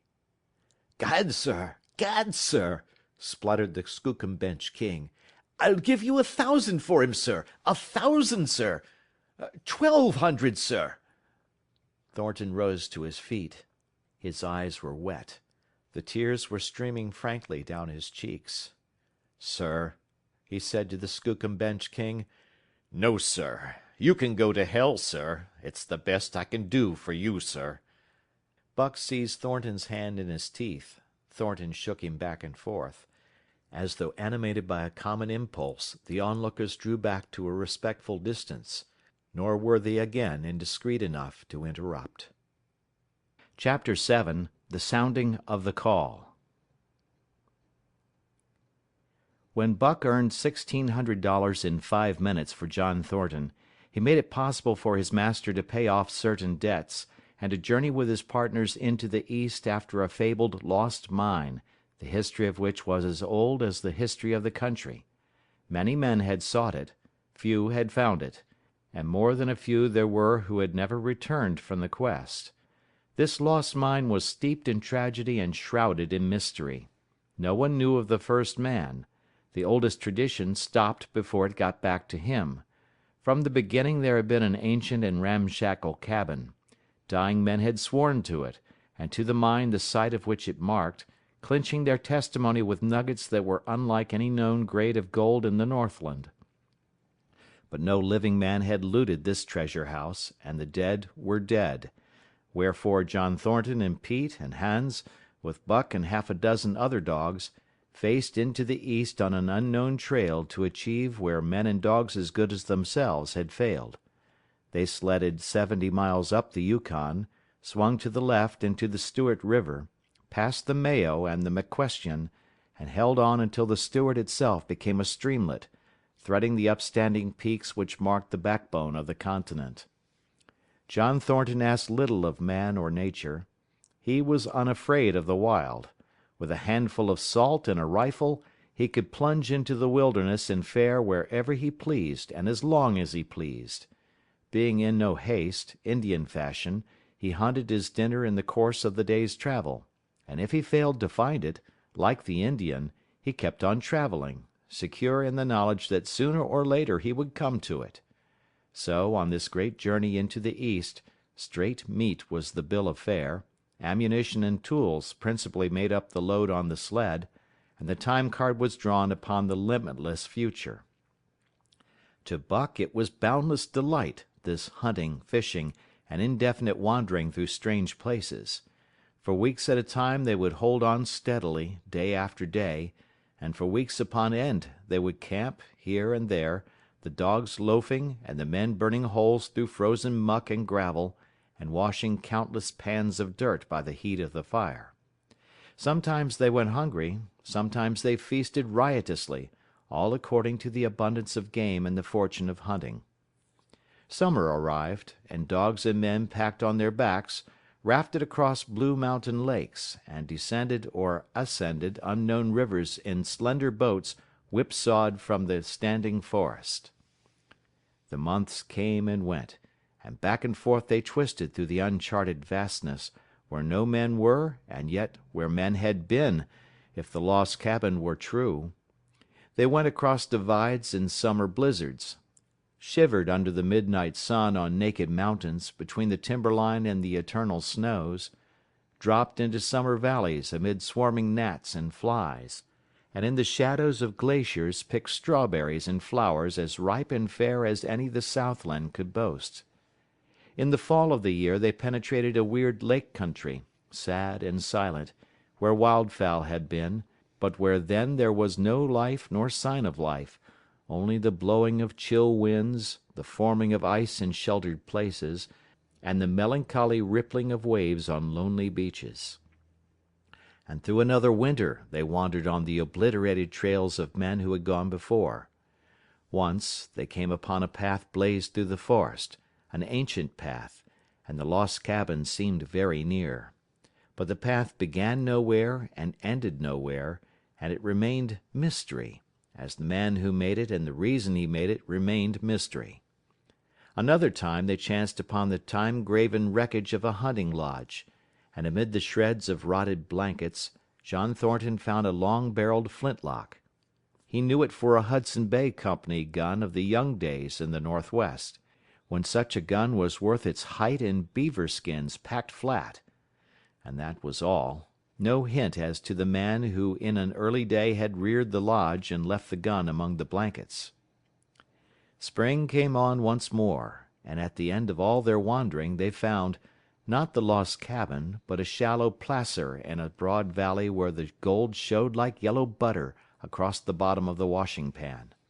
They sought no farther. Each day they worked earned them thousands of dollars in clean dust and nuggets, and they worked every day.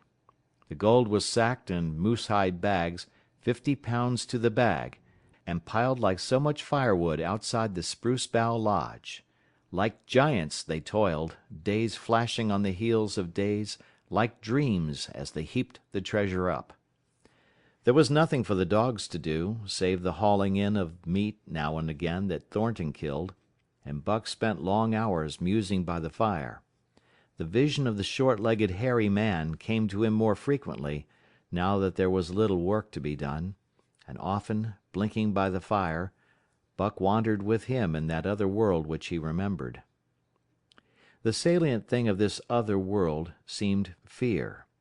When he watched the hairy man sleeping by the fire, head between his knees and hands clasped above, Buck saw that he slept restlessly, with many starts and awakenings, at which times he would peer fearfully into the darkness and fling more wood upon the fire. Did they walk by the beach of a sea, where the hairy man gathered shellfish and ate them as he gathered, it was with eyes that roved everywhere for hidden danger, and with legs prepared to run like the wind at its first appearance. Through the forest they crept noiselessly, Buck at the hairy man's heels, and they were alert and vigilant, the pair of them, ears twitching and moving and nostrils quivering, for the man heard and smelled as keenly as Buck. The hairy man could spring up into the trees and travel ahead as fast as on the ground, swinging by the arms from limb to limb, sometimes a dozen feet apart, letting go and catching, never falling, never missing his grip. In fact, he seemed as much at home among the trees as on the ground, and Buck had memories of nights of vigil spent beneath trees wherein the hairy man roosted, holding on tightly as he slept. And closely akin to the visions of the hairy man was the call still sounding in the depths of the forest. It filled him with a great unrest and strange desires. It caused him to feel a vague, sweet gladness, and he was aware of wild yearnings and stirrings for he knew not what. Sometimes he pursued the call into the forest, looking for it as though it were a tangible thing, barking softly or defiantly, as the mood might dictate. He would thrust his nose into the cool wood moss, or into the black soil where long grasses grew, and snort with joy at the fat earth smells. Or he would crouch for hours, as if in concealment, behind fungus-covered trunks of fallen trees, wide-eyed and wide-eared to all that moved and sounded about him. It might be, lying thus, that he hoped to surprise this call he could not understand, but he did not know why he did these various things. He was impelled to do them, and did not reason about them at all. Irresistible impulses seized him. He would be lying in camp, dozing lazily in the heat of the day, when suddenly his head would lift and its ears cock up, intent and listening, and he would spring to his feet and dash away, and on, for hours, through the forest aisles and across the open spaces where the niggerheads bunched. He loved to run down dry watercourses, and to creep and spy upon the bird life in the woods. For a day at a time he would lie in the underbrush where he could watch the partridges drumming and strutting up and down. But especially he loved to run in the dim twilight of the summer midnights, listening to the subdued and sleepy murmurs of the forest, reading signs and sounds as man may read a book, and seeking for the mysterious something that called, waking or sleeping, at all times, for him to come. One night he sprang from sleep with a start, eager-eyed, nostrils quivering and scenting, his mane bristling in recurrent waves. From the forest came the call, or one note of it, for the call was many-noted, distinct and definite as never before, a long-drawn howl, like, yet unlike, any noise made by husky dog. And he knew it, in the old familiar way, as a sound heard before. He sprang through the sleeping camp and in swift silence dashed through the woods. As he drew closer to the cry he went more slowly, with caution in every movement, till he came to an open place among the trees, and looking out saw, erect on haunches, with nose pointed to the sky, a long, lean timber wolf. He had made no noise, yet it ceased from its howling and tried to sense his presence. Buck stalked into the open, half crouching, body gathered compactly together, tail straight and stiff, feet falling with unwonted care. Every movement advertised commingled threatening and overture of friendliness. It was the menacing truce that marks the meeting of wild beasts that prey. But the wolf fled at sight of him. He followed with wild leapings in a frenzy to overtake. He ran him into a blind channel, in the bed of the creek where a timber jam barred the way. The wolf whirled about, pivoting on his hind legs after the fashion of Joe and of all cornered husky dogs, snarling and bristling, clipping his teeth together in a continuous and rapid succession of snaps. Buck did not attack, but circled him about and hedged him in with friendly advances.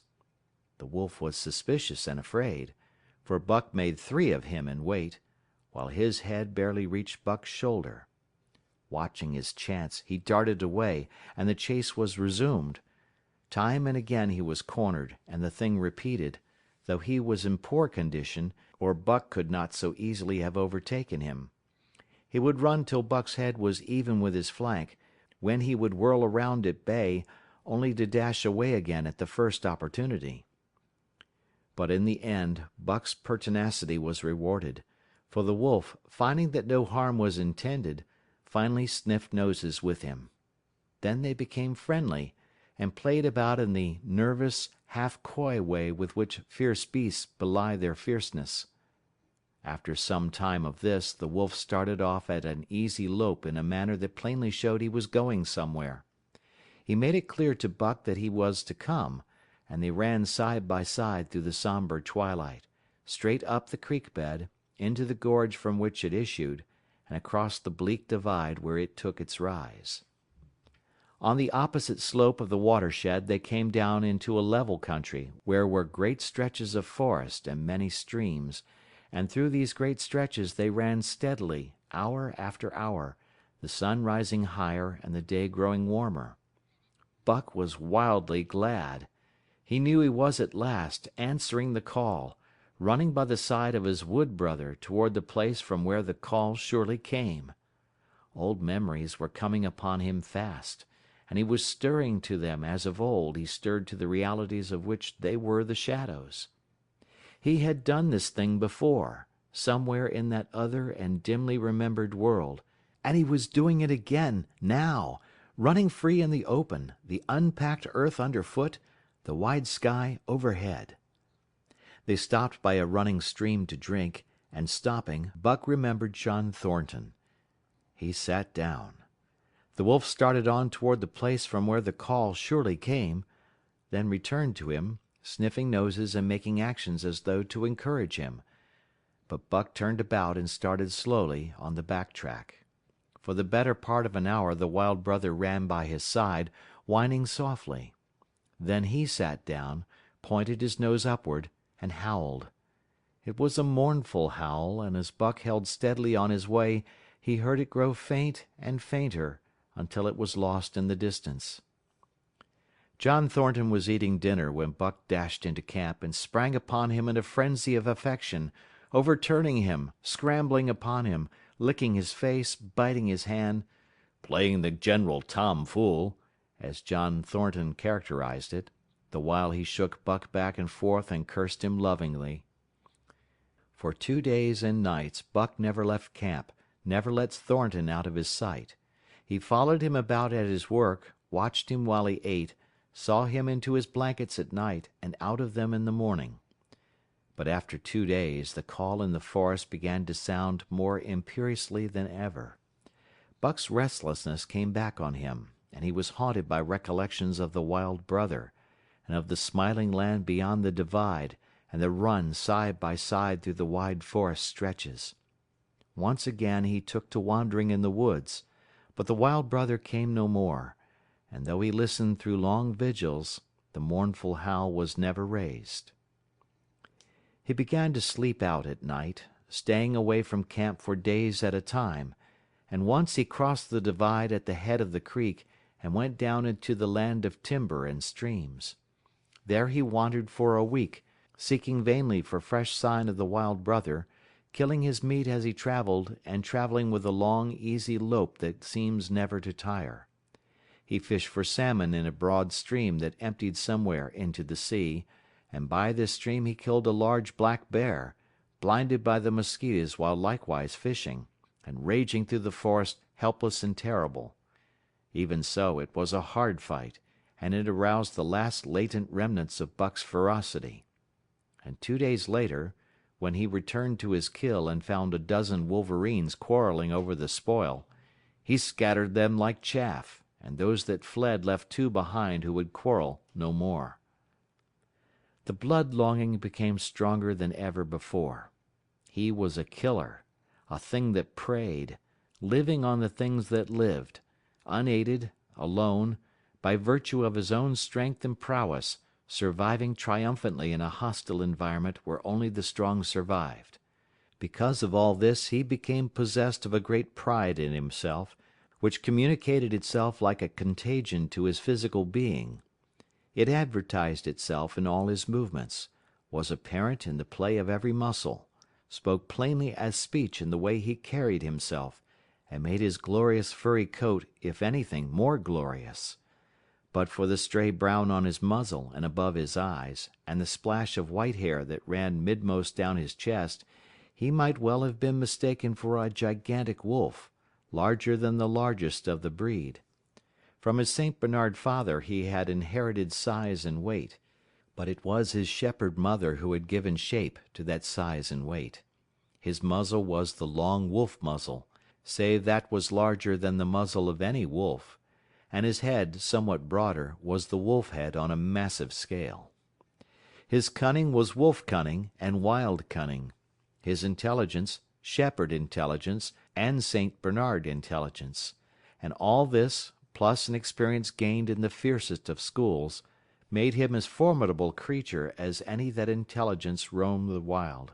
A carnivorous animal living on a straight meat diet, he was in full flower, at the high tide of his life, overspilling with vigor and virility.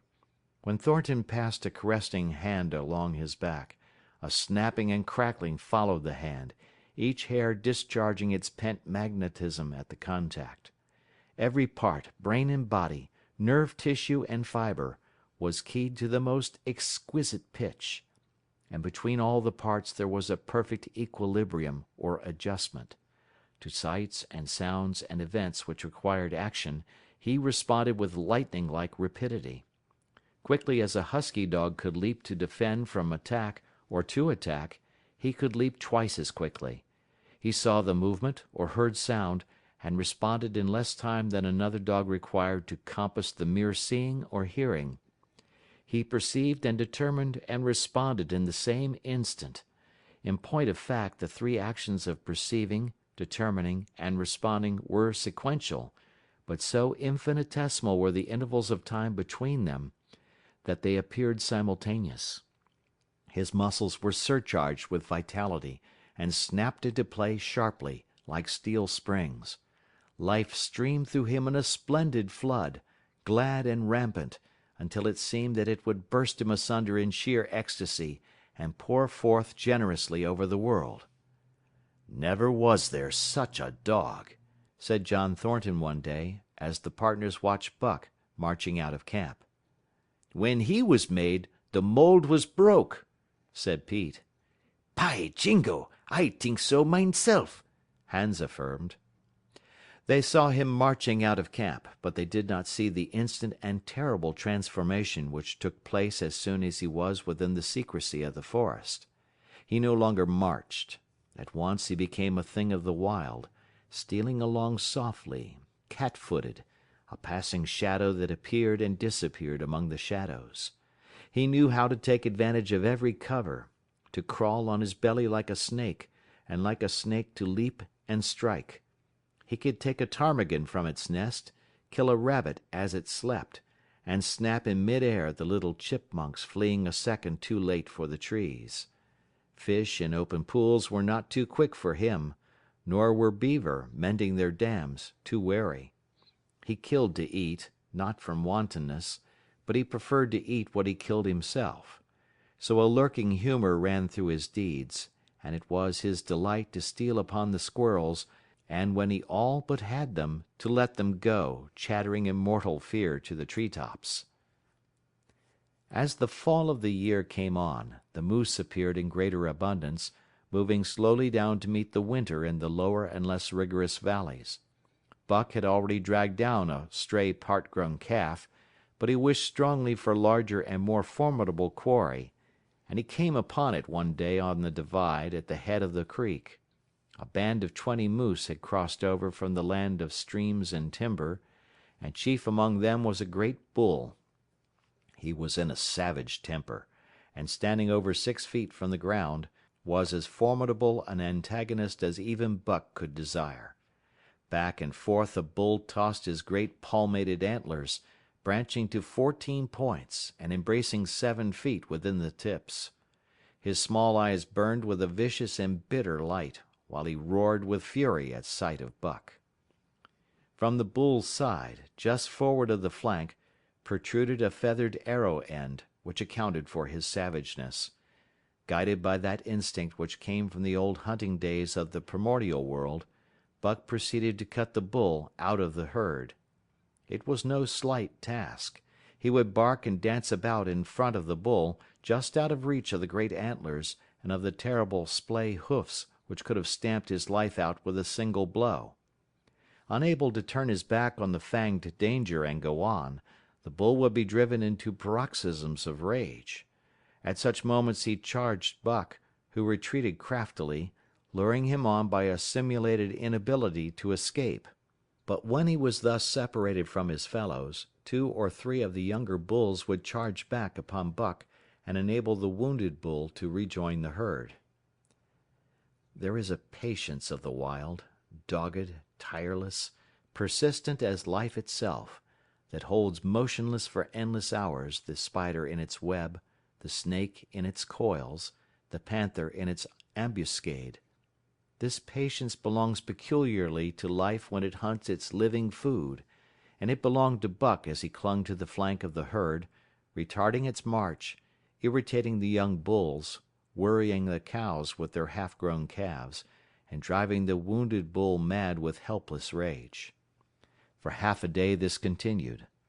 Buck multiplied himself, attacking from all sides, enveloping the herd in a whirlwind of menace, cutting out his victim as fast as it could rejoin its mates, wearing out the patience of creatures preyed upon, which is a lesser patience than that of creatures preying. As the day wore along and the sun dropped to its bed in the northwest, the darkness had come back and the fall nights were 6 hours long, the young bulls retraced their steps more and more reluctantly to the aid of their beset leader. The downcoming winter was harrying them on to the lower levels, and it seemed they could never shake off this tireless creature that held them back. Besides, it was not the life of the herd or of the young bulls that was threatened. The life of only one member was demanded, which was a remoter interest than their lives, and in the end they were content to pay the toll. As twilight fell, the old bull stood with lowered head, watching his mates, the cows he had known, the calves he had fathered, the bulls he had mastered, as they shambled on at a rapid pace through the fading light. He could not follow, for before his nose leaped the merciless fanged terror that would not let him go. 300 weight more than half a ton he weighed. He had lived a long, strong life, full of fight and struggle, and at the end he faced death at the teeth of a creature whose head did not reach beyond his great knuckled knees. From then on, night and day, Buck never left his prey, never gave it a moment's rest, never permitted it to browse the leaves of trees or the shoots of young birch and willow. Nor did he give the wounded bull opportunity to slake his burning thirst in the slender, trickling streams they crossed. Often, in desperation, he burst into long stretches of flight. At such times Buck did not attempt to stay him, but loped easily at his heels, satisfied with the way the game was played, lying down when the moose stood still, attacking him fiercely when he strove to eat or drink. The great head drooped more and more under its tree of horns, and the shambling trot grew weak and weaker. He took to standing for long periods, with nose to the ground and dejected ears dropped limply, and Buck found more time in which to get water for himself and in which to rest. At such moments, panting with red lolling tongue and with eyes fixed upon the big bull, it appeared to Buck that a change was coming over the face of things. He could feel a new stir in the land. As the moose were coming into the land, other kinds of life were coming in. Forest and stream and air seemed palpitant with their presence. The news of it was borne in upon him, not by sight or sound or smell, but by some other and subtler sense. He heard nothing, saw nothing, yet knew that the land was somehow different, that through it strange things were afoot and ranging, and he resolved to investigate after he had finished the business in hand. At last, at the end of the 4th day, he pulled the great moose down.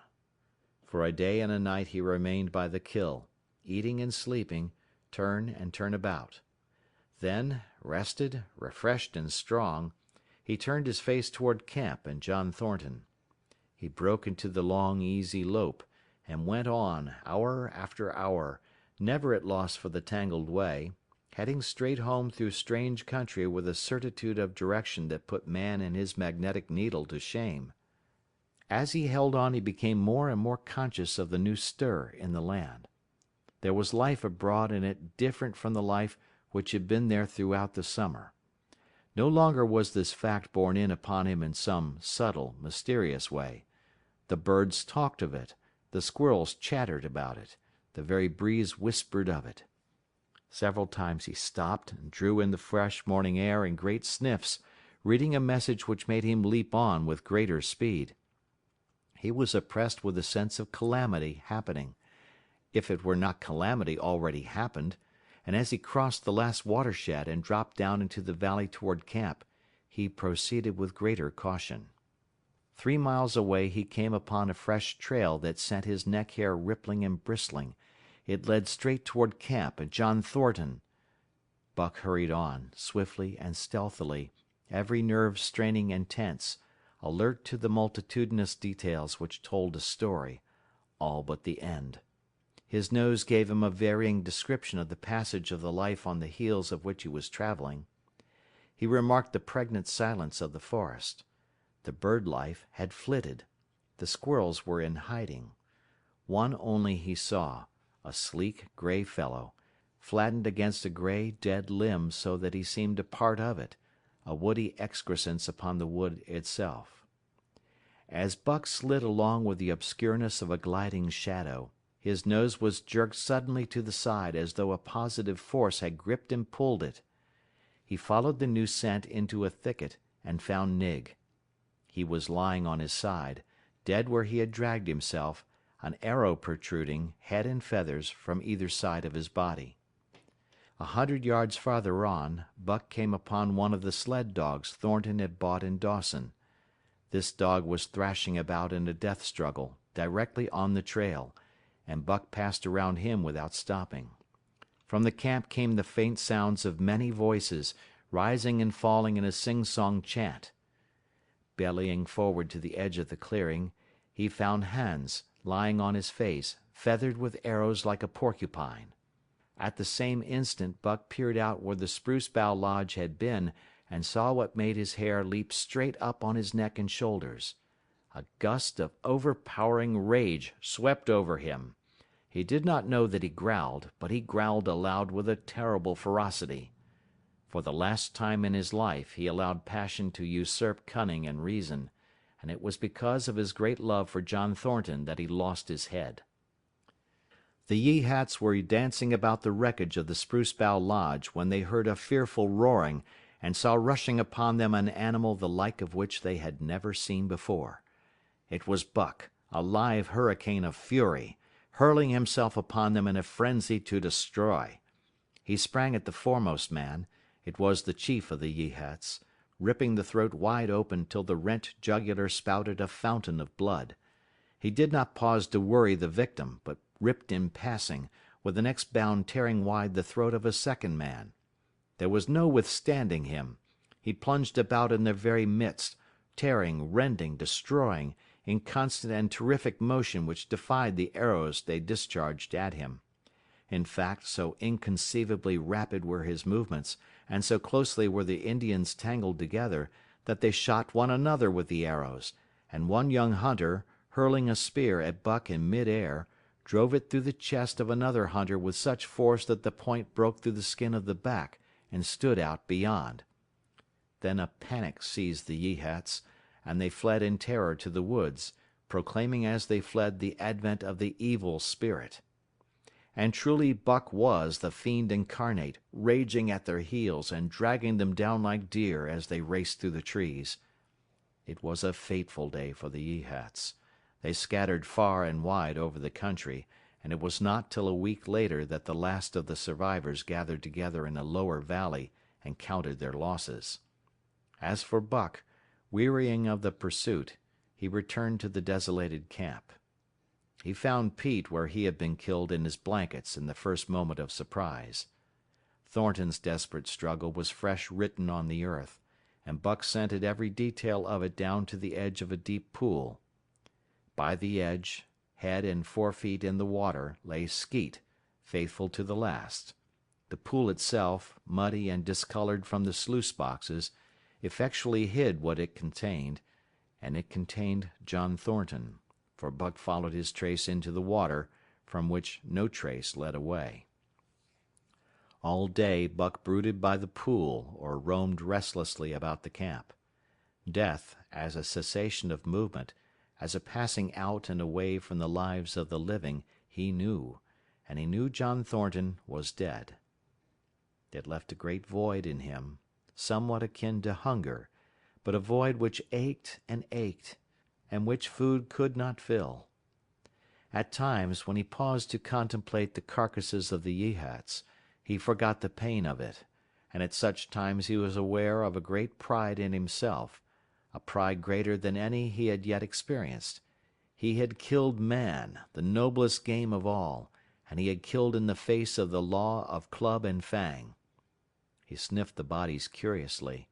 They had died so easily. It was harder to kill a husky dog than them.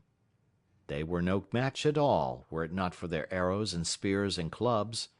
Thenceforward he would be unafraid of them except when they bore in their hands their arrows, spears, and clubs. Night came on, and a full moon rose high over the trees into the sky, lighting the land till it lay bathed in ghostly day. And with the coming of the night, brooding and mourning by the pool, Buck became alive to a stirring of the new life in the forest other than that which the Yeehats had made. He stood up, listening and scenting. From far away drifted a faint, sharp yelp, followed by a chorus of similar sharp yelps. As the moments passed, the yelps grew closer and louder. Again Buck knew them as things heard in that other world which persisted in his memory. He walked to the center of the open space and listened. It was the call, the many-noted call, sounding more luringly and compellingly than ever before. And as never before, he was ready to obey. John Thornton was dead. The last tie was broken. Man and the claims of man no longer bound him. Hunting their living meat, as the Yeehats were hunting it, on the flanks of the migrating moose, the wolf pack had at last crossed over from the land of streams and timber and invaded Buck's valley. Into the clearing where the moonlight streamed they poured in a silvery flood, and in the center of the clearing stood Buck, motionless as a statue, waiting their coming. They were awed, so still and large he stood, and a moment's pause fell, till the boldest one leaped straight for him. Like a flash Buck struck, breaking the neck. Then he stood, without movement, as before, the stricken wolf rolling in agony behind him. 3 others tried it in sharp succession, and one after the other they drew back, streaming blood from slashed throats or shoulders. This was sufficient to fling the whole pack forward, pell-mell, crowded together, blocked and confused by its eagerness to pull down the prey. Buck's marvelous quickness and agility stood him in good stead. Pivoting on his hind legs, and snapping and gashing, he was everywhere at once, presenting a front which was apparently unbroken, so swiftly did he whirl and guard from side to side. But to prevent them from getting behind him, he was forced back, down past the pool and into the creek bed, till he brought up against a high gravel bank. He worked along to a right angle in the bank which the men had made in the course of mining, and in this angle he came to bay, protected on 3 sides and with nothing to do but face the front. And so well did he face it, that at the end of half an hour the wolves drew back discomfited. The tongues of all were out and lolling, the white fangs showing cruelly white in the moonlight. Some were lying down with heads raised and ears pricked forward, others stood on their feet, watching him, and still others were lapping water from the pool. One wolf, long and lean and gray, advanced cautiously, in a friendly manner, and Buck recognized the wild brother with whom he had run for a night and a day. He was whining softly, and, as Buck whined, they touched noses. Then an old wolf, gaunt and battle-scarred, came forward. Buck writhed his lips into the preliminary of a snarl, but sniffed noses with him. Whereupon the old wolf sat down, pointed nose at the moon, and broke out the long wolf howl. The others sat down and howled. And now the call came to Buck in unmistakable accents. He, too, sat down and howled. This over, he came out of his angle, and the pack crowded around him, sniffing in half-friendly, half-savage manner. The leaders lifted the yelp of the pack and sprang away into the woods. The wolves swung in behind, yelping in chorus, and Buck ran with them, side by side with the wild brother, yelping as he ran. And here may well end the story of Buck. The years were not many when the Yeehats noted a change in the breed of timber wolves, for some were seen with splashes of brown on head and muzzle, and with a rift of white centering down the chest. But more remarkable than this, the Yeehats tell of a ghost dog that runs at the head of the pack. They are afraid of this ghost dog, for it is cunning greater than they, stealing from their camps in fierce winters, robbing their traps, slaying their dogs, and defying their bravest hunters. Nay, the tale grows worse. Hunters there are who fail to return to the camp, and hunters there have been whom their tribesmen found with their throats slashed cruelly open, and with wolf prints about them in the snow greater than the prints of any wolf. Each fall, when the Yeehats follow the movement of the moose, there is a certain valley which they never enter, and women there are who become sad when the word goes over the fire of how the evil spirit came to select that valley for an abiding place. In the summers there is one visitor, however, to that valley, of which the Yeehats do not know. It is a great, gloriously coated wolf, like, and yet unlike, all other wolves. He crosses alone from the smiling timberland, and comes down into an open space among the trees. Here a yellow stream flows from rotted moose-hide sacks and sinks into the ground, with long grasses growing through it, and vegetable mold overrunning it and hiding its yellow from the sun. And here he muses for a time, howling once, long and mournfully, ere he departs. But he is not always alone. When the long winter nights come on and the wolves follow their meat into the lower valleys, he may be seen running at the head of the pack through the pale moonlight or glimmering borealis, leaping gigantic above his fellows, his great throat a-bellow as he sings a song of the younger world, which is the song of the pack. End of chapter 7. End of book.